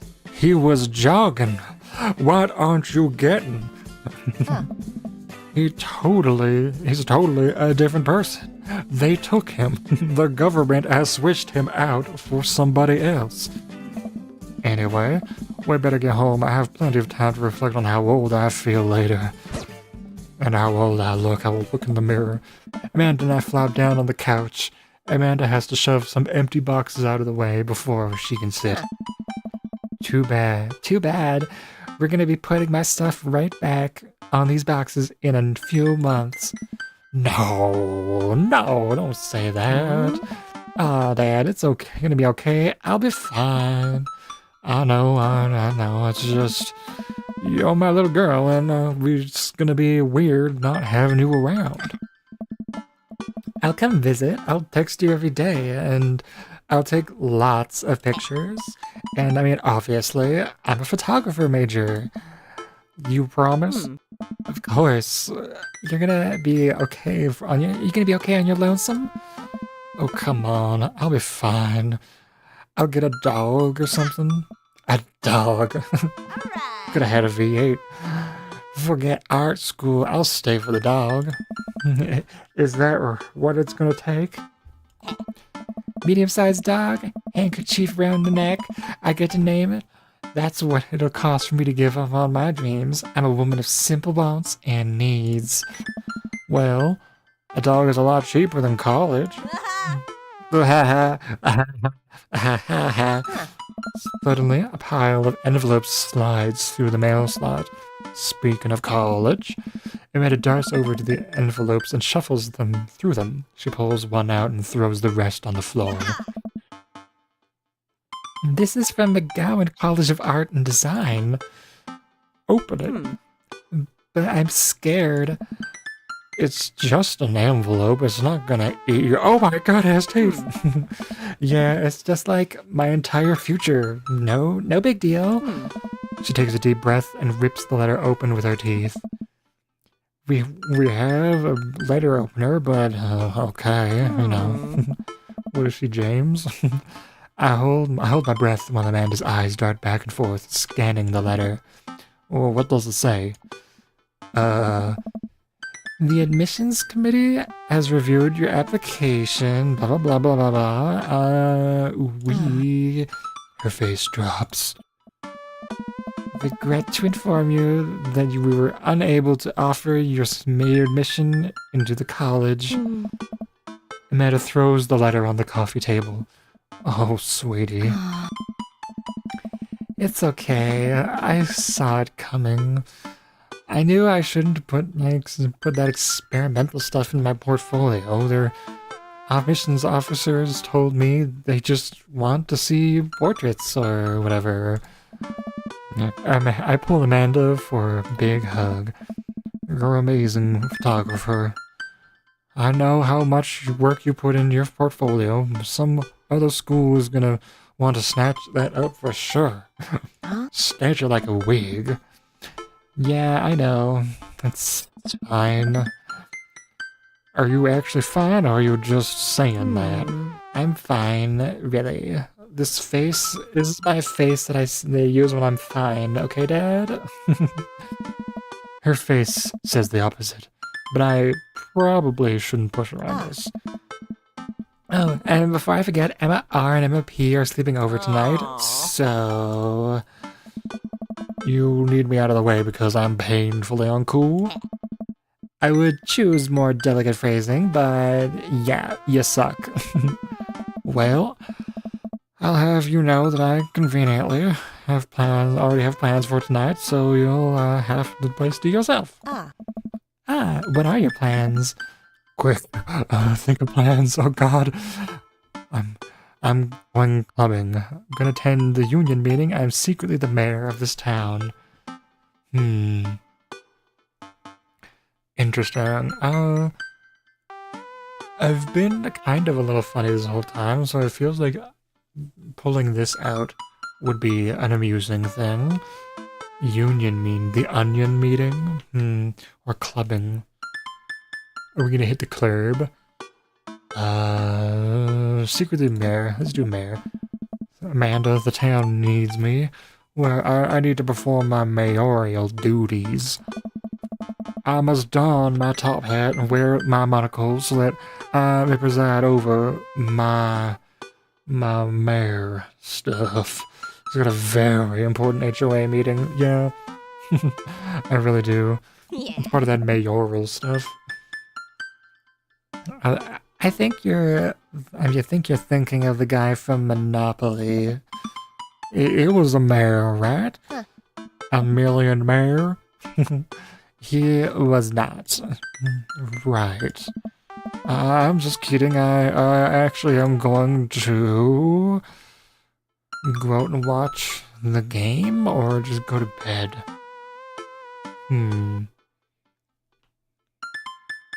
This one seems like it's... I probably might as well just go out and watch the game, I guess, because it kind of feels like it gets me out of the house kind of thing. Nice. Nice. Which game? Oh, you know, the game, the one that's on tonight, that I'll find out when I turn on the TV. The game, you know, the one that everyone has lost now. If you were ever a high schooler or middle schooler in 2007, you know what the game is, and you know that you just lost it. On TV, somewhere other than here. Amanda, you're in the game. Oh God, Amanda, you need to see if you see a woman in a red dress, find a phone immediately. Okay, cool. While you do that, I'm gonna go do drugs and commit some light arson with the Emmas. I'm concerned you're hanging with the wrong crowd. Amanda shrugs. I would have expected you guys to be up to white-collar crime by this point. Make some making money laundering at the least. Like, get some, like, professionalism in your fucking criminal career here, jeez. I'm a street rat, Pops. You're kidding about doing drugs and crime, right? Oh my God, Daddy, yeah, duh. Just making sure. I give her a pat on the head. Anyways, have fun with your sports. Are you being sarcastic? No. Making fun of sports is played out. Huh. Alright then. I do some light cleaning around the house and decide to clear out right before Amanda's friends arrive. Before I leave, Amanda stops me. Hey, don't forget that you have that meeting with the English teacher tomorrow? Oh, right, Mr. Vega. I think that's the guy that the lady likes. The woman. I think that's the one. Because he's voiced by her favorite streamer or something like that. Well, we'll see him when we get to him, I guess. Yep, totally remembered. I'll be there. No doubt about it.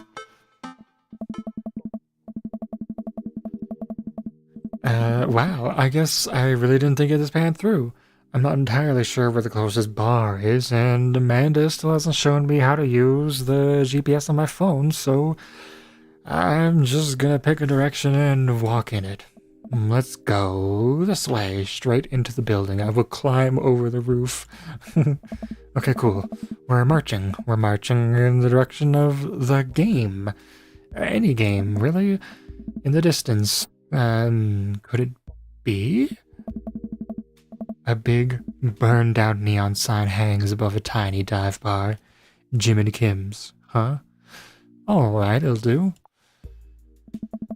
The bar is small, dimly lit. The crack of pool balls sounds in the back as the patrons laugh and joke. A string of multicolored Christmas lights hover over the bartender. I can't tell if he's Jim or Kim. I pull up a seat at the bar.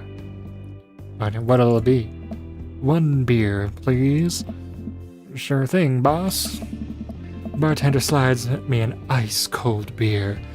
I take a sip and enjoy the refreshing taste. Say, are you Jim or Kim? I'm Neil. Oh. I quickly turn attention away to the game, which is playing on one of the TVs on the wall. As luck would have it, my team of preference is not only playing, but it is currently in the lead, which is always a good thing.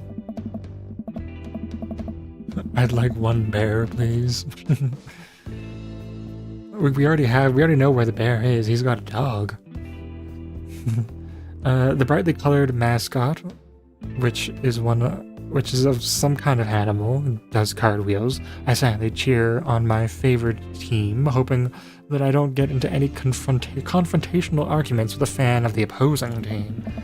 Several people in this bar are wearing with the distinctive colors of the team I dislike, although I believe from their demeanor that, like me, the passion for their team is all in good fun. Hey. Oh, it's the waifu, the Wi-Fi. A middle-aged woman holding a nearly empty wine glass sidles up to the bar and sits uncomfortably close to me. Hey, sailor. Oh, hello. It's good to see some fresh meat around here. I'm Mary. You come here often? No, I just moved here to this part of town today. I'm Moogoth, by the way. You look like a vampire.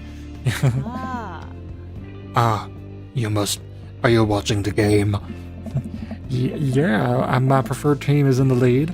If they keep this up, they'll win the game with ease. With ease. The Markiplier ease. Hey. Oh, I love the team. And I also love that game. I love someone who knows their way around balls, if you catch my drift. I'm getting the impression that she's a little drunk. Buy a gal a drink? Buy Mary a drink or double? I know who this woman is. But do I get a drink or do I not get her a drink?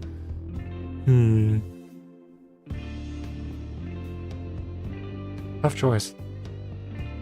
Buy her a drink or don't get her a drink. I mean, it kind of feels like I shouldn't. Because I know who this is and I feel like I shouldn't, but I don't remember if it's a good or bad thing to do. But I don't think I'm gonna get this woman a drink. She's coming on to me. I'm not interested in lady. So we'll just do it another time. Maybe some other time. Give it a rest, buddy. Suit yourself, sailor. Mary saunters off, setting her sights on the newest bar patron to enter. I happily watch the game over another beer. The game has gotten close in terms of points, a little too close from what I'm comfortable with. After a particularly skilled player scores a number of points for the other team, putting them in the lead, I hear an affirmative grunt from another man in the bar. Go team. Oh, it's him. Oh god, what voice should I give him now? It's the brooding man from the coffee shop. He sits alone, sipping whiskey and watching the game as well. I don't want to be... You join the game? Oh no, he's gonna speak next. I want to go something funny for him. Probably something completely opposite, maybe. What can I do for him?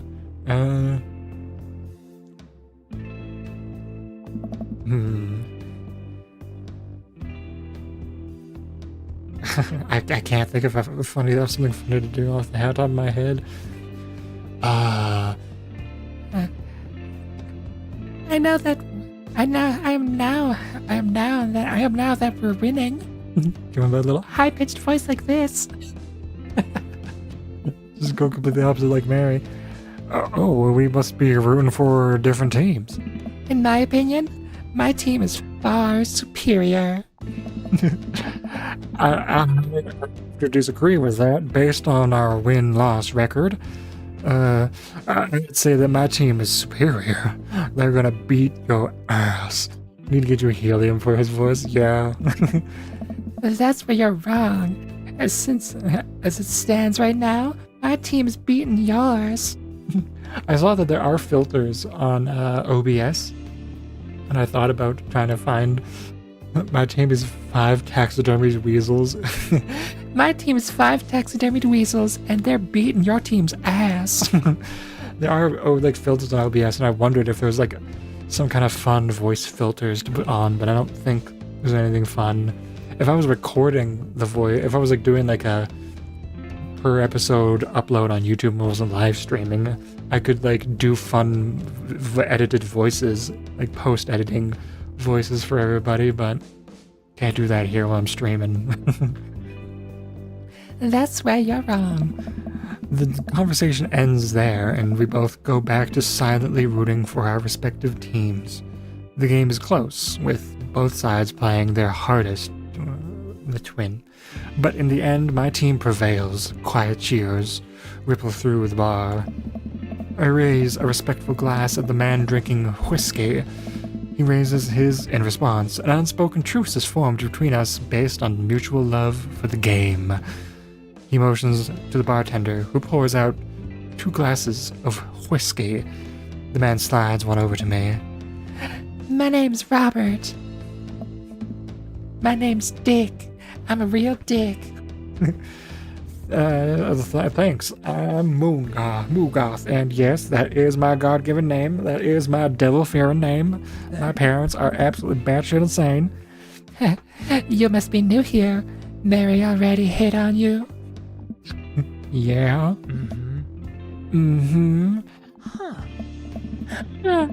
She's a peach. Well, you picked the best bar in town. As slimy as it is, you'll never find a better spot than Jim and Kim's. He's also southern. God damn it. Is there actually a Jim? Is there actually a Jim or Kim that runs this place? No, that'd be Neil. Neil waves from across the bar. Good guy, Neil. Not enough Neils in this world. Okay. Sure. I'm backing away slowly. You a whiskey fella or a bear fella? That's right, I pronounce it bear.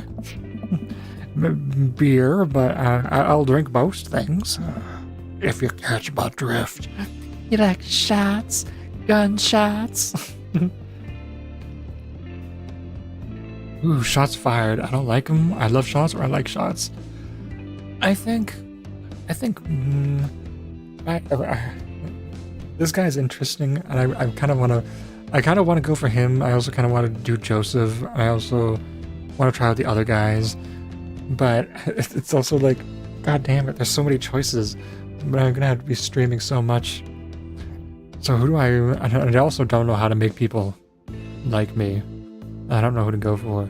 So many choices. You're doing a lot of streams of this. Okay, well, let's do I like shots. So many dads, so little time, really. Thank you. Robert nods to Neil, who serves up 2 shots of whiskey. He hands one to me. Here's to your health. We take the shots. The whiskey burns, going down. Oh my god, it's on fire. I light my tongue so that the fire goes down my throat into the stomach. But I try my hardest to look tough.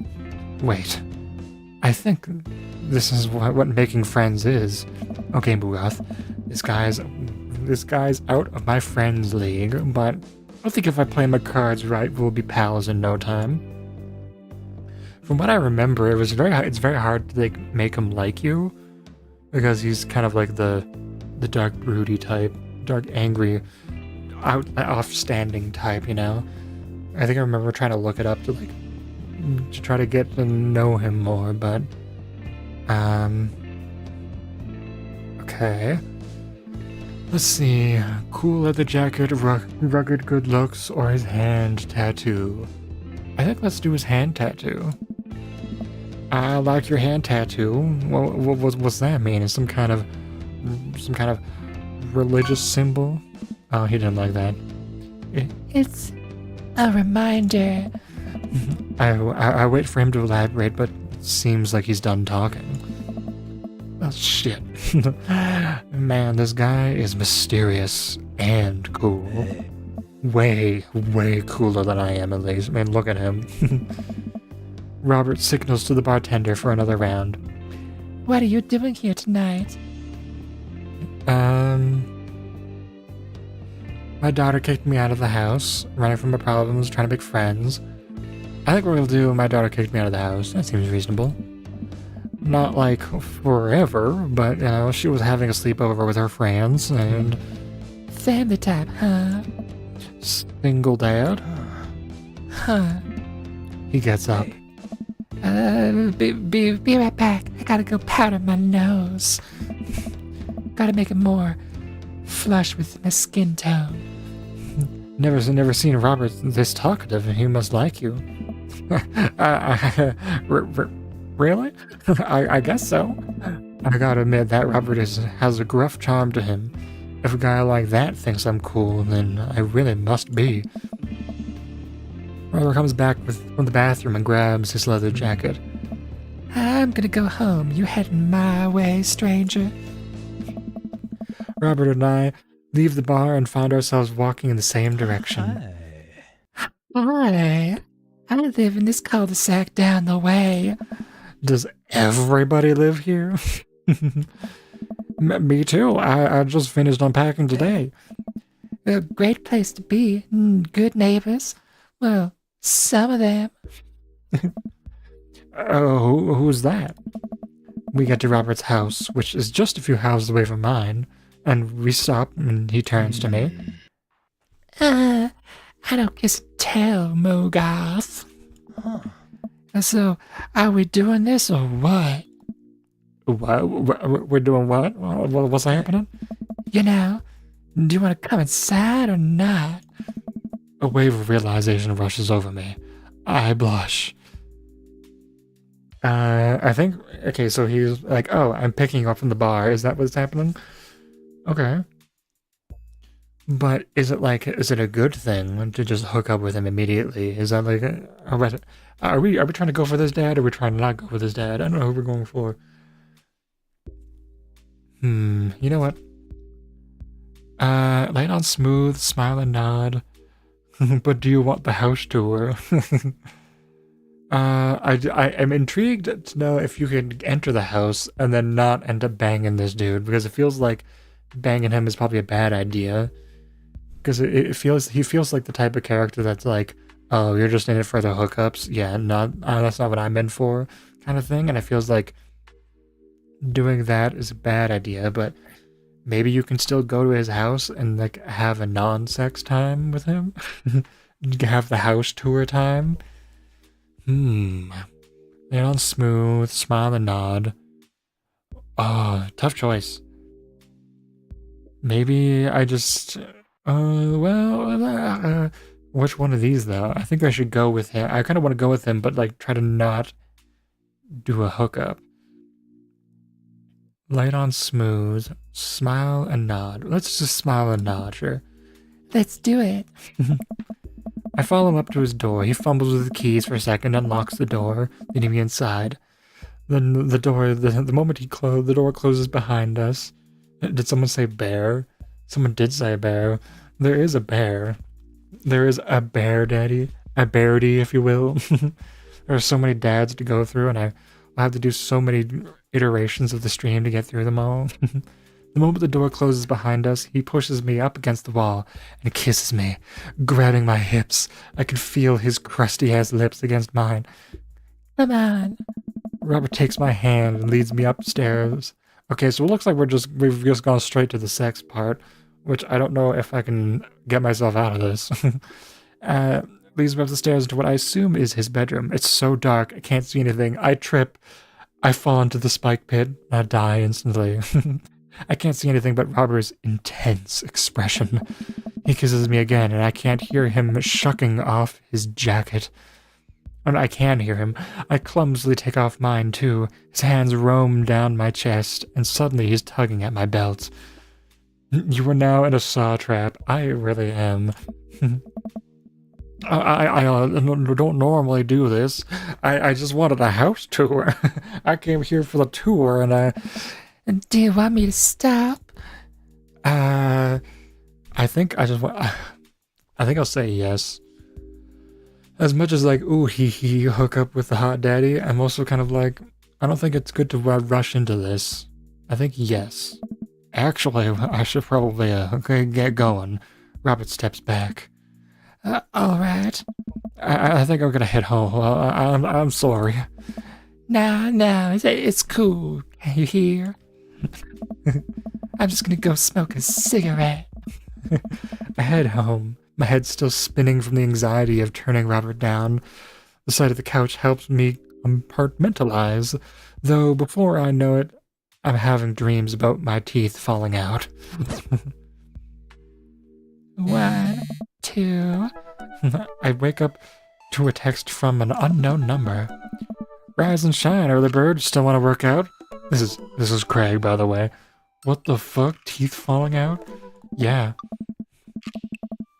The teeth are falling out of the mouth this time, and not falling in. Holy crap, it's 6 a.m.? Who does 6 a.m. anymore?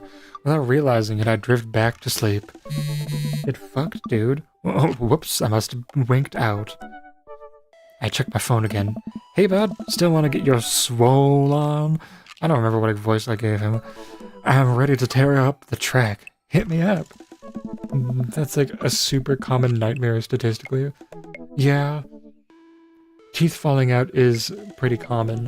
It happens to a lot of people. It's kind of like it is a pretty common one to hear when people talk about having dreams and such.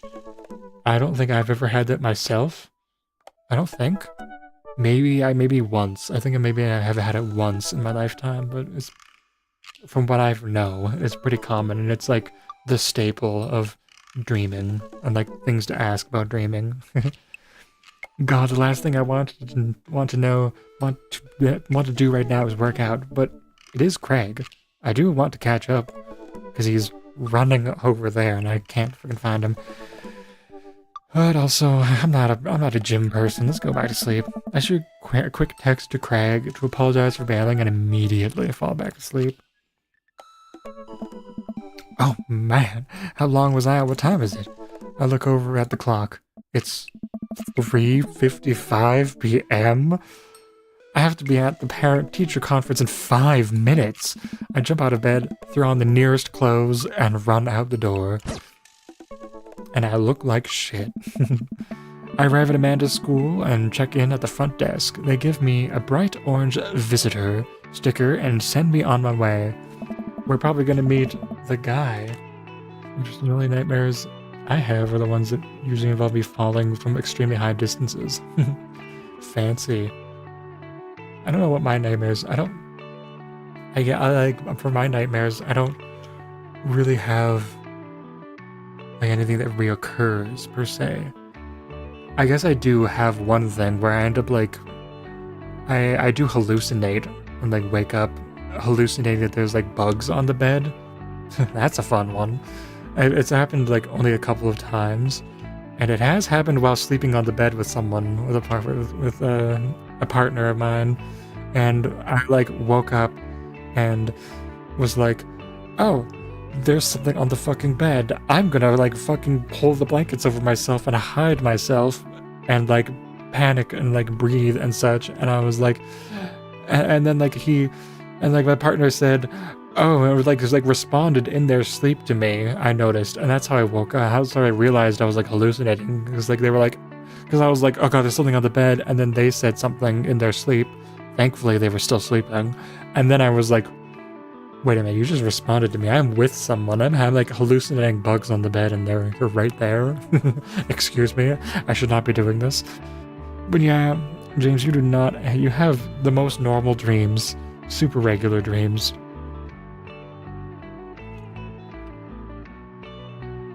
Almost regular dreams of it have anybody. In fact, like, if you want the definition of just regular dreaming, then you just go to you. I know the stories. They're so boring of how normal they are. Anyways, I'm barely awake and feel pretty haggard, but hopefully no one will notice. I check my watch and relieved to see that I'm only 2 minutes late. Wait, was it? Wait, hold on, it's 3:55. I got here in 3 minutes? How close is this school? What the hell? Was it room 103 or 108? I spot a youth standing at his locker. Hello, fellow youths. I'm carrying 2 skateboards at his locker and approach him for help. Oh, excuse me, do you know where Mr. Vija's classroom is? Oh, it's also in the cul-de-sac. Yeah, it probably is. If it's 3 minutes, it's a big cul-de-sac, but it's, oh, look, I found you guys, like, currently. I was gonna say, this is you guys when you were younger, but this is also you guys currently. You also still look like this. The gray hair, the fancy shades. The youth turns around, looks me up and down with heavily lidded eyes. So, oh, come on, kid, I'm late for a meeting. Mr. Who? Mr. Vija? Is that how Vija? I don't know. Have you tried the exit? Okay, wise guy, are you gonna help me or not? Sigh. Fine. Up the stairs and to the left. You can't miss him. The classic. I'm a goth, and therefore I have to talk like this, because I'm so depressed. Life is pain and misery. I head up the stairs and walk around, unable to find Mr. Vija's class anywhere. After a couple of minutes of searching, I head back downstairs, and that punk youth sent me on a wild goose chase. I get back to where that low-rent Gerard Way is standing, fully ready to give him a piece of my mind. Just scoop it right out of my brain. And when suddenly a head pops out of the classroom next to his locker. Oh, and that's the guy. Hugo. That's the one that Lady likes. Actually, Mugoth got to the school that fast by using his 2 skateboards. Yeah, 1 for each foot. This is the guy. This is what the lady does. This is what the lady likes. This is what she wants. I can't wait to give him a voice that she will not like. Oh god, what voice do I give him? I think I've got a funny idea, but it's gonna be It's gonna be tough to keep up. I kind of want to give him like a little bit voice. Lucian, do you have a third period to get to? give him like a really weird voice. Make him awful French. I don't know if I can do an English French accent. I'm thinking I'm like blanking on on accents all over the place. What does the French sound like? I know that I'm part French. I have a hereditary in French, but I can't think of a French accent right now. Oh, I can think of like very, very stereotype French. Lucien, don't you have a third period to get to? Bonjour. Lucien, don't you have a third period to get to? Let's just give him that voice. That'll turn her off. Sigh, fine, Mr. Vija. Wow. Now I'm officially 10 minutes late. I glare at him as he walks away. We're not cool. You must be Mr. You must be Milgoth. That's not even the right accent. This period's almost over. I don't even know what I'm doing. What if he sounded like Yoda? You must be. I can't even do Yoda. How do I move my body in a way to make a Yoda voice? You must be Mr. Mugoth. That's kind of a gonna get a weird voice like this happening. Is that too loud? This period's almost over. Would you mind waiting in the back? God, I'm sure that's great to hear. A nice southern Yoda. I'm so bad at accents today. Mr. Veja leads me in and I take a seat. This guy's voice is just different every time I have a voice line for him. I take a seat on one of the comically small student desks in the back. I might get stuck in this. Alright. Where were we? Now? And I can't do like the undertone of like the dark. Now, where? Now, who can tell me about the unreliability of the narrator in J.D. Salinger's Catcher in the Rye? How's this? I can do this a little more reliably. It won't hurt my voice as much, maybe. Yes, Colin. Yes, Colin. God. Colin stands up and does the thing. He does the thing where he blows into the crook of his elbow to make a fart noise.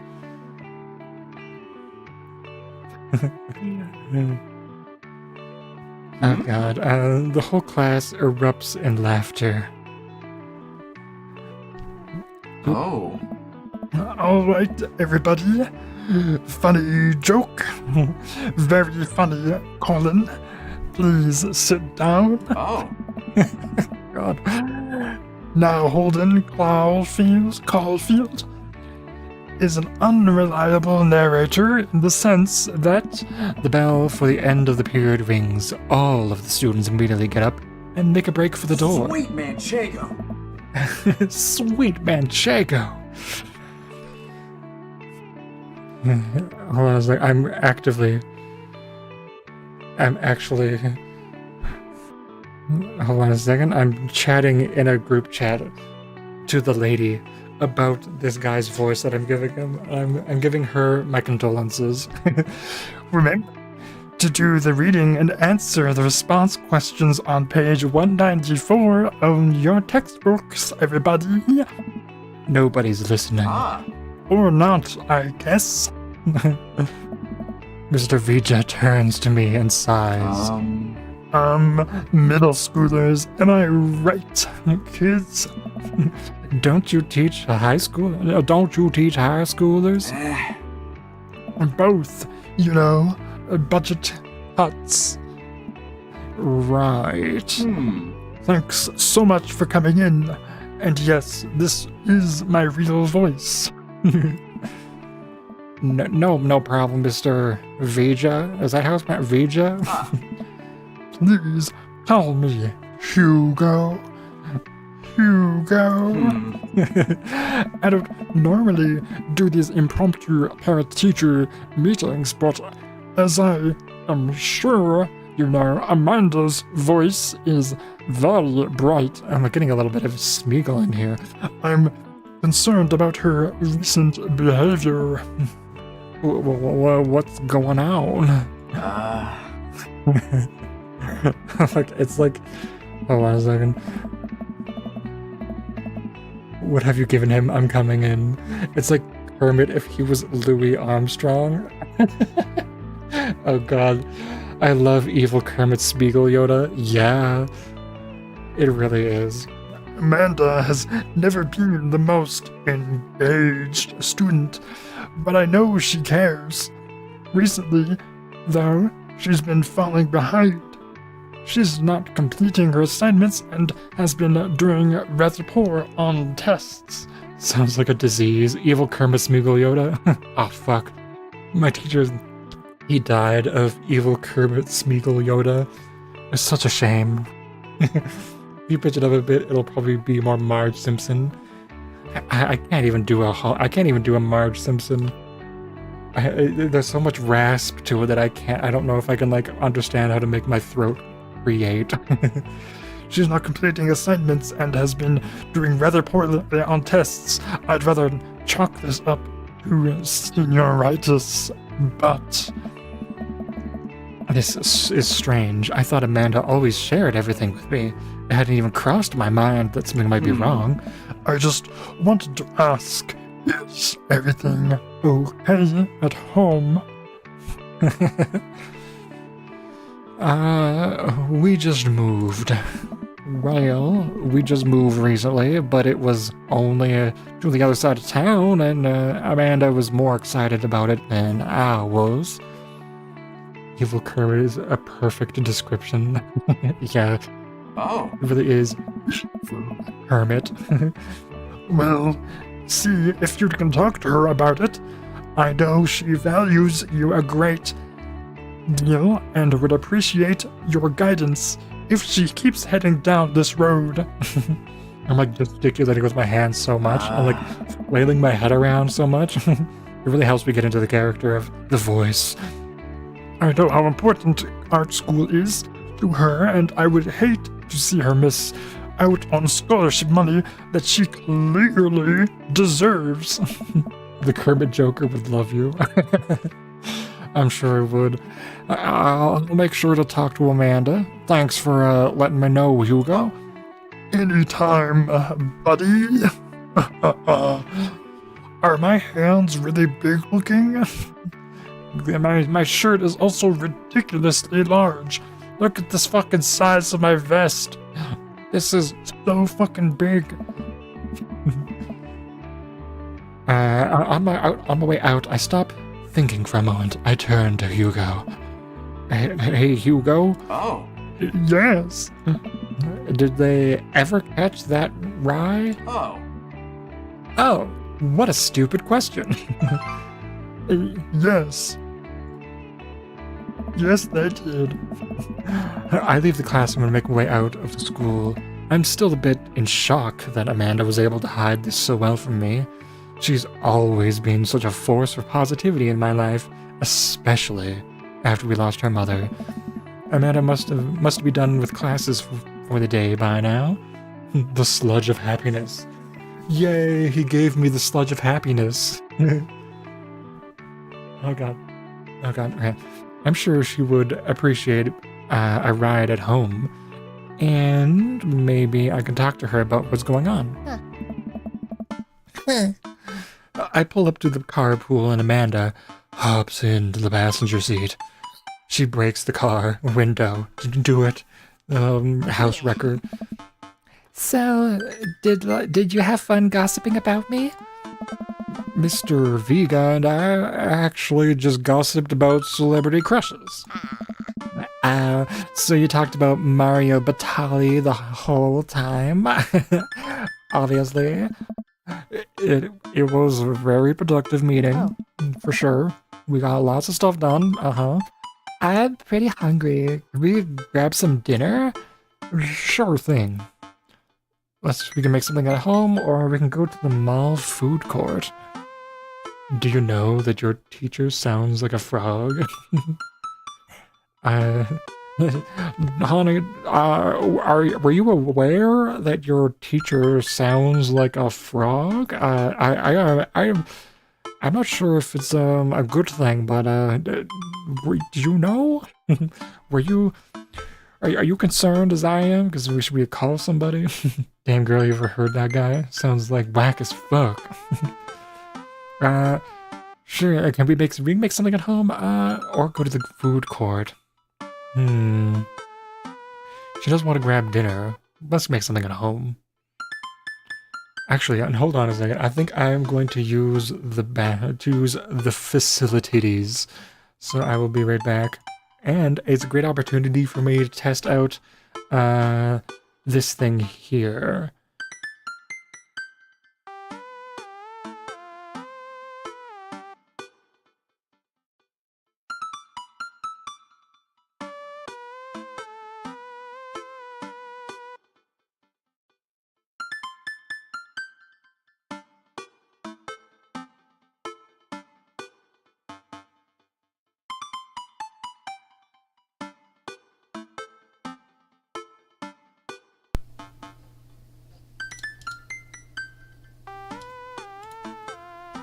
So I'll be back. I'll be back in a second, sorry. I'm just gonna enjoy this.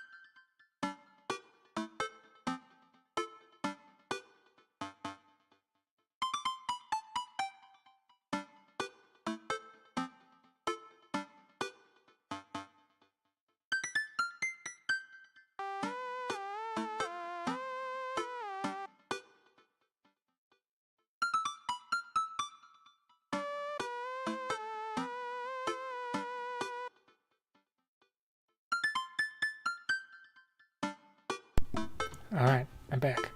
Hello, welcome back. I think this worked.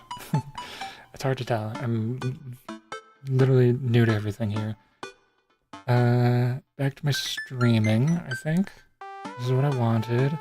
Game capture, okay. I think we're back to being able to play the game. Welcome back. So, I think I said we wanted to make something at home. That sounds fun. Cool. I think with our powers combined, we could throw together a gourmet meal worthy of the Food Channel. Well, I don't know about that, but I can promise you at least it will be edible. And definitely not poisonous. Definitely. That's the spirit. We drive in silence for a short while. Amanda plays a game on her phone. I should say something. You know, when kids get older, they find themselves to keep things hidden from their parents, and that's, you know, that's okay. You know, you can hide bodies and secrets and chocolates and everything, but sometimes that's just, you know, what kids do, and that's okay. But sometimes it's good to have the parents' perspective, you know, because those chocolates could be good, and your parent might want them, you know. Maybe the parents also have to deal with similar situations, and maybe they're a little cooler than you give them credit for. Anyway, what I'm trying to say is that it's good to share. Love you. Have you been reading my tweets? You have a Twitter? What? Never mind. Look, sweetie, Mr. Vija said that if you haven't been practicing in class and that you're not turning things in, and I'm fine, pops. Senioritis and all. I thought you liked Mr. Vija's class. It's fine. He's fine. It's all fine. We pull up to a stoplight, and Amanda. She's still texting. Oh God. I want you to know that you can talk to me about anything. Aw. Uh-huh. I can tell that whatever it is, she doesn't want me knowing about it. That's frustrating. I heard Emma R's going to that fancy art school in California. That's exciting. Yep. Are you bummed that you guys aren't going to the same school? Yep. Amanda keeps texting. She stifles a laugh. Oh, what's so funny? It's a joke that you wouldn't get it. You're too old. Okay. Who you texting? Noah, Who's Noah? my friend. Does she go to your school? Or does he go to your school? Yep. Do you, like Noah? What? No. Dad? Ugh. I can't believe you would say such a gross, dirty thing like that, Dad. I mean, jeez. Why would you? Ugh. Gross. He's so nasty. So sorry, just asking. Dad, he's just my friend. I friend zoned him so hard. Guys and girls can be friends. He's my friend. That's what small talk with strangers is like with me. Yeah. It really is. It's just the awkwardness, the lack of building of a conversation in any way. Okay. Jeez. This is going well. Well, good talk. Love ya, kiddo. She leans forward and turns up the radio. I guess that conversation's over. Amanda and I get back home and start cooking some dinner. I found this artisanal mac and cheese recipe online that I've been dying to try. Artisanal. There's 2 ingredients to mac and cheese. Mac and then cheese. That's all you need. Dad, please try and enjoy the finer things in life. I think you of all people should be able to appreciate what one can do with cheese. You can put it on pizza. You can put it on bread. You can put it on a little cracker. Plus, it has bacon in it. Well, aren't we as a society we're collectively over bacon? Isn't bacon 3,000 and late? Ugh. Bacon never stopped being good. It just has a PR problem. We get to work on the recipe, Amanda measuring things out and handing me them to dump into the bowl so I can feel useful. Amanda puts me on baking duty, so I chop a bunch and toss it in the pan to get it sizzling.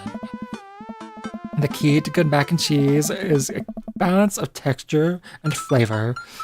Not only are we going to want the fullness of the cheese and bacon, but we also need to counterbalance it with the crunchy mouthfeel of breadcrumbs. That sounds terrible. Ew. Breadcrumbs? Why are you putting breadcrumbs in your mac and cheese? Yeah, mouthfeel? Excuse me? What's a mouthfeel? You know, when you eat stuff and, like, the texture, you can, like, feel it with your mouth. You know, when your, like, mouth feels things and whatnot. Oh, listen, I've been watching a lot of Food Channel, and I honestly don't think I can work in this kitchen anymore. It's disgusting, and I don't know what it means. It just makes me feel sophisticated to say, no, I get that. You're too rich for this house. Every time I watch that channel, I just feel in order, hungry, jealous, insecure about my cooking ability, and then hungry again. Not a big fan, though. It's actually really common to have breadcrumbs on top of mac and cheese. Ew. Since when? Y'all are nasty. I don't think I've ever heard this. I think this game was the first time I've heard this. But if it's really common, then I guess I'm the weird one. I'm the stupid one. But that does not sound very appealing. My mom makes like a really cool like mac and cheese casserole. And it's like, you know, and it's got like cheese and pasta sauce on it, and then it's like she has like slices of ham on the top. Which is that's really good. But breadcrumbs? Come on now. We can't be doing all that. I like the mouthfeel of that sentence. Oh my god. You're so lame. Amanda, mouthfeel isn't just about food, it's also about words that are fun to say. Ah. Oh, the hand just ruined everything good about that. Yeah. You can also just like pick it off. It's just like laying in like little slices and like little like rectangles of ham just on top. So you can easily pick them off, but it's just like, you know, macaroni noodles with like a bit of like, I think it's like feta cheese. It expects a feta cheese and like this pasta sauce throughout it, and there's a bit of like I don't know all the ingredients. I'm just trying to go off of memory.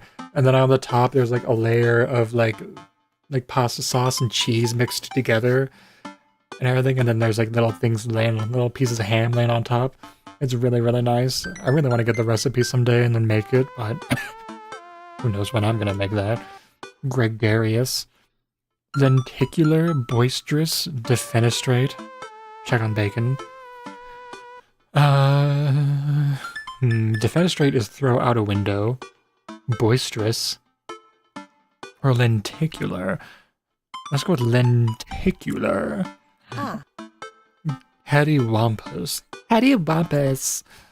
Discombobulated, contagious. Tabernacle. Tabernac. Oh god, the swears. The two tabernac. All of a sudden, the bacon bursts into flames. Must not have been paying attention to how hot the pan was. Oh, that pan's looking good. Fire, fire! Oh god, fire! I run around the kitchen looking for anything to put out the fire. I grab a cup of water, and the man just snatches it out of my hands.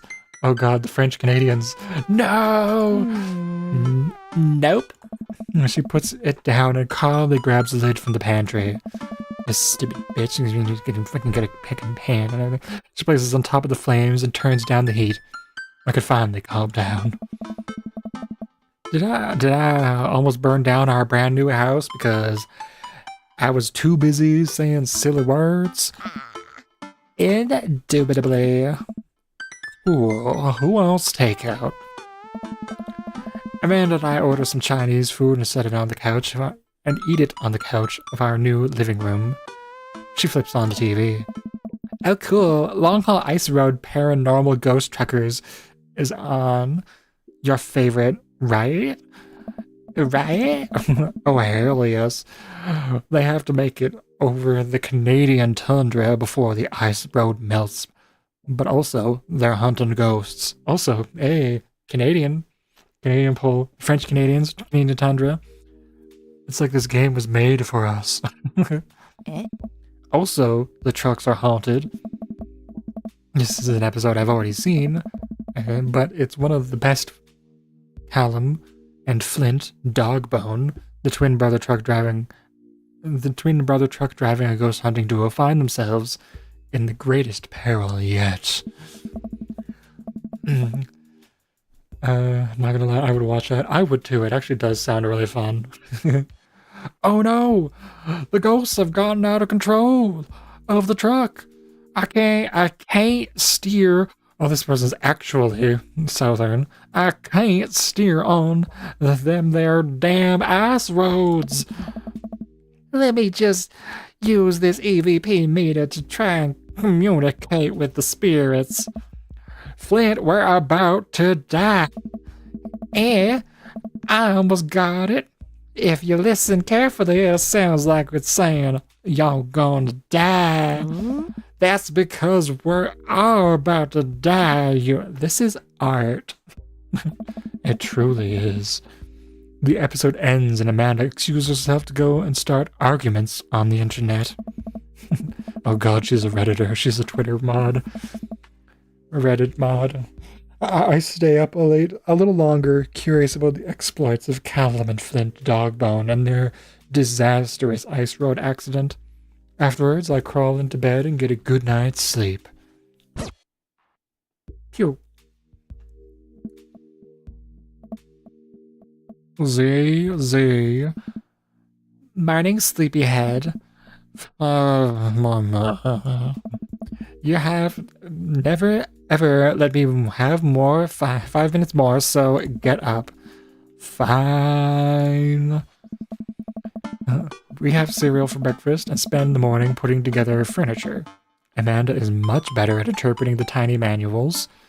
We're able to put together a few shelves and one desk, and some kind of doomsday device by the looks of it.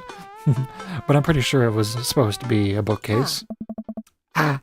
So you excited for the cookout today?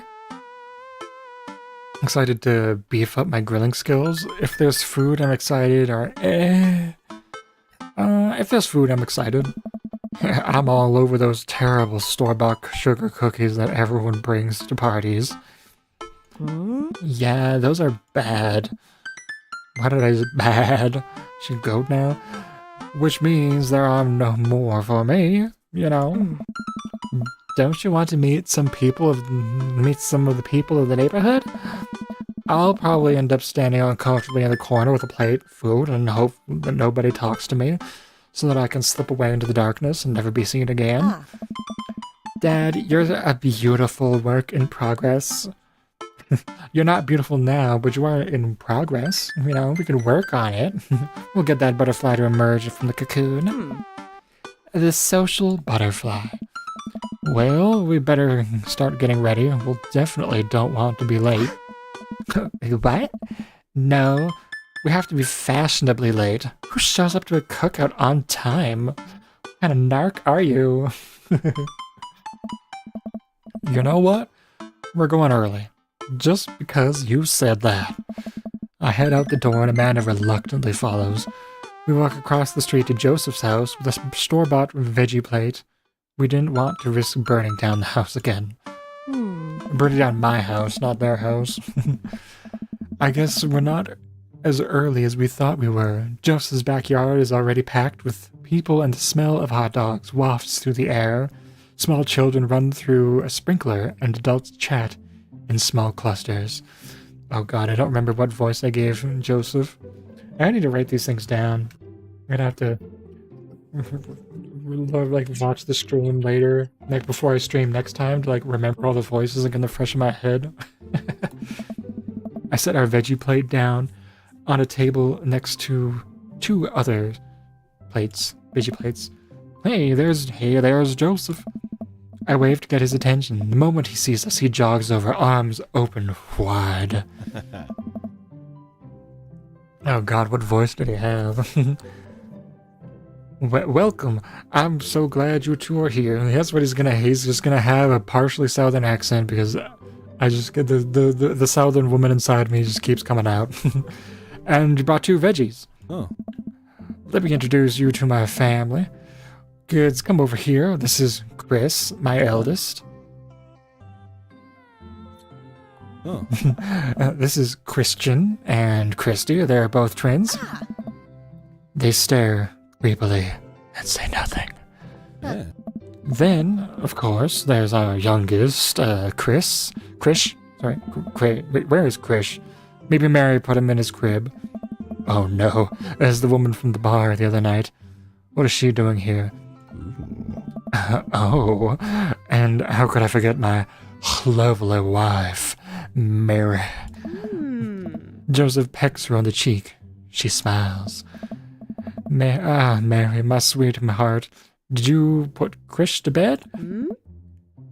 She had a really raspy voice. Yeah. I'll go look for him. I remember she had a kind of raspy voice. Wow, that's an F slur. Yeah, he really is a faggot. It's like, do you think this man is a homosexual? Do you think he is a fag? Well, you're wrong. He's straight. Look at him. He has a wife. Very James kind of wife to have. Yeah. He really is. You'll have to. Joseph takes a moment and regains his composure. Mary, this is our new neighbor, Mugoth, and his daughter, Amanda. I'd shake your hand, but I've got a smoker's voice going on right now. I have a glass of wine, and I need to tend to that thing. I love her. Yes. Nice to meet you, Mary. For the first time. Charmed. Well, I have to go over here now. Mary leaves. Oh, God, this is so awkward. I wonder if Joseph knows. I wonder if Mary knows that Joseph knows. I wonder if Joseph knows that Mary knows that I know. It takes all of my energy not to run away from the barbecue and start fresh in a new city. My wife has a wonderful sense of humor. But please, you two enjoy the barbecue. All the guys are really excited to meet you two. Here, let me introduce you around. Let me introduce you to Damian. Joseph beckons a tall man in gothic attire over to the conversation. I wasn't fully listening from when I thought he said that his kids were named Chris. I mean, they pretty much are named Chris. Oh God, now I had to voice this guy. Who I know that you have the hots for. What voices have I done? And what haven't I done?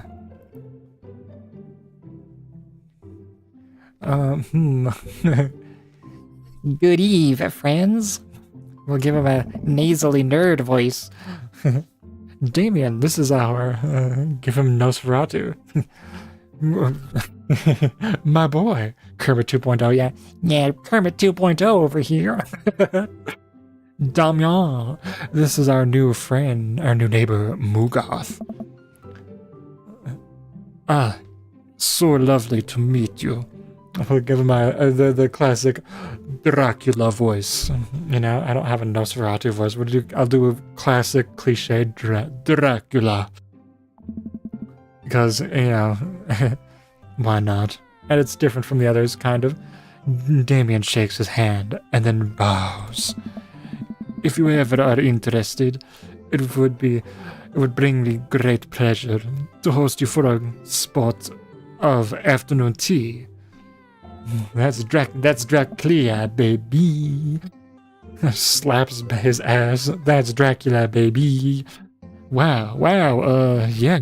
Sounds rad. Splendid. Well, I must be off. Perhaps our paths will cross again. Damn. What a classy ass dude. Wow. I think I've actually met everybody else. Great. I bet you're excited to get to know everybody better. Hope you both enjoy yourselves. And I mill about and try some of the food spread out on the charcuterie board. I pick at some deviled eggs. Amanda grabs a small paper plate and immediately begins piling it with baked goods.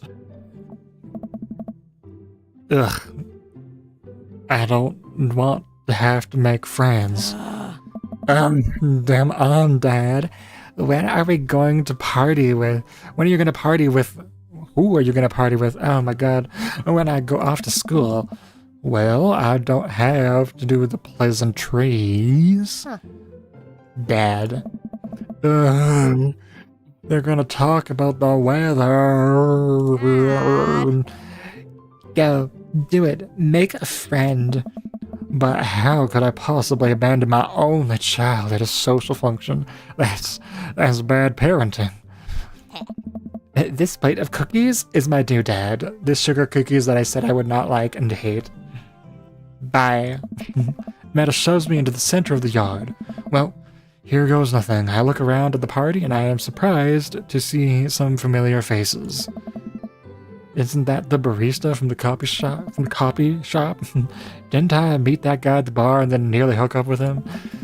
Didn't that guy throw the frisbee at my head? That's the bear. That's the bear. We need to summon Ori again. He'll want to know. That mysterious goth guy. Isn't that Amanda's teacher? Hey, I know Craig. But wait a second. All of these people live in our cul-de-sac? That can't be right. I better investigate. Oh God. Okay, so who do I go for? Who am I trying to go for? I don't know. I don't know. I still haven't decided what daddy to go for. There's so many of them. And I was like, oh God, what voice do I want to commit to? I feel like, What do you guys? You guys have any ideas? You got any suggestions? Any preferences that you can think of? Because our future depends on it. Joseph and Damian. Burger Time. Burger Time is best, Dad. Okay. Oh. And without further ado, let's work some magic. Damien, my beloved, we got 2 votes for Burger Time. Joseph closes his eyes, takes a deep breath, and goes to work. With the greatest of ease, he sets his patties on the grill, flourishing as he flips his spatula in the air. It's easily some of the best grill work I've seen. Look at those arm muscles, flipping those spatulas, flipping those burgers. This faggot really knows how to do it. Oh, you guys think this is my first time in front of a grill? Idiots. I've been born in the grill, molded by it. I didn't see a toaster oven until I was merely a man. He's working faster now, effortlessly tossing cheese onto patties and perfectly grilling onions on the side. One after another, the dads take notice and crowd around Joseph to admire his masterful technique. Oh. You probably didn't know this, Mugoth, but Joseph's known around here as a grillman for his grillmanship, bro. I don't know what voice I gave him. Oh yeah, and here's the guy that tried to make Australian. He's unbelievable.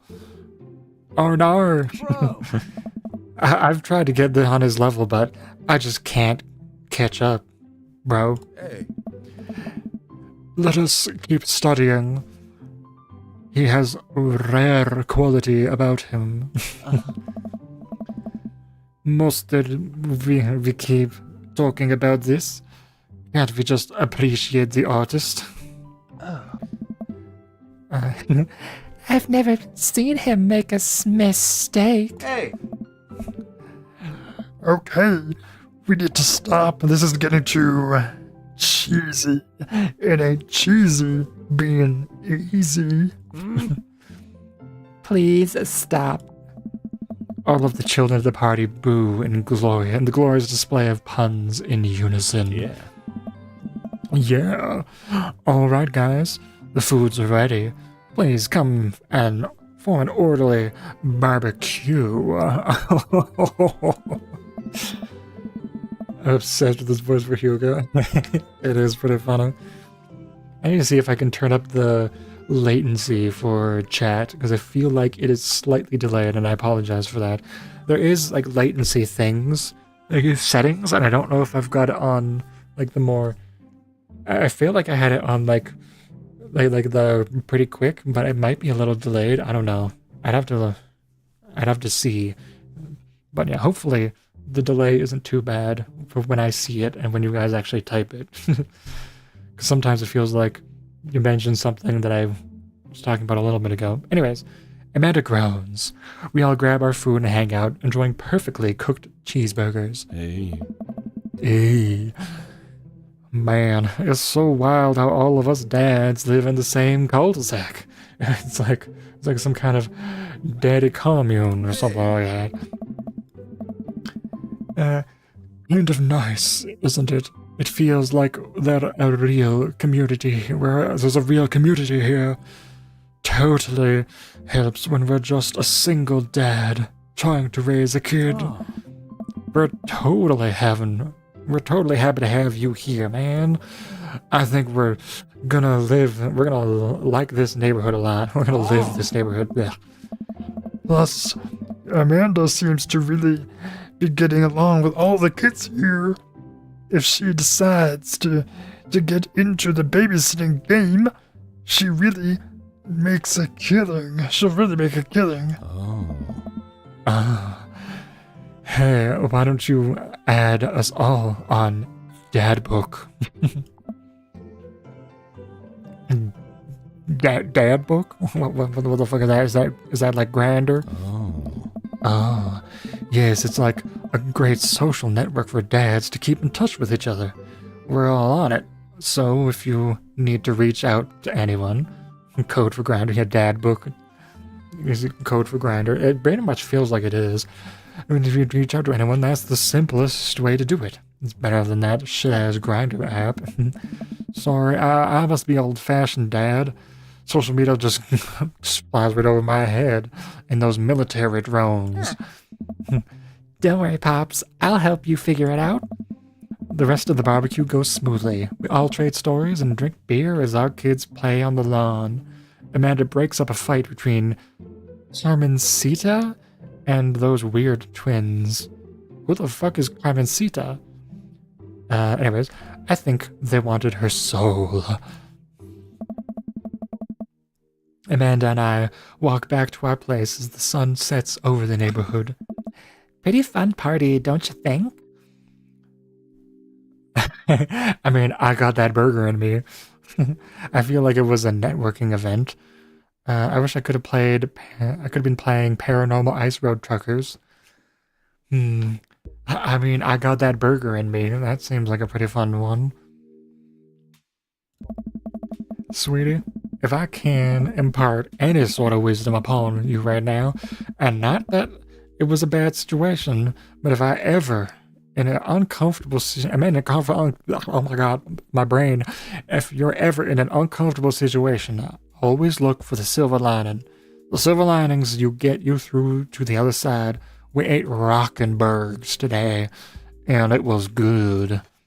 It was good. Amen. Well, hey, at least you met some of the other cool dads. No, cool hip dads. You should hit them up on Dad Book. And maybe I will, if I ever manage to figure out how social media works.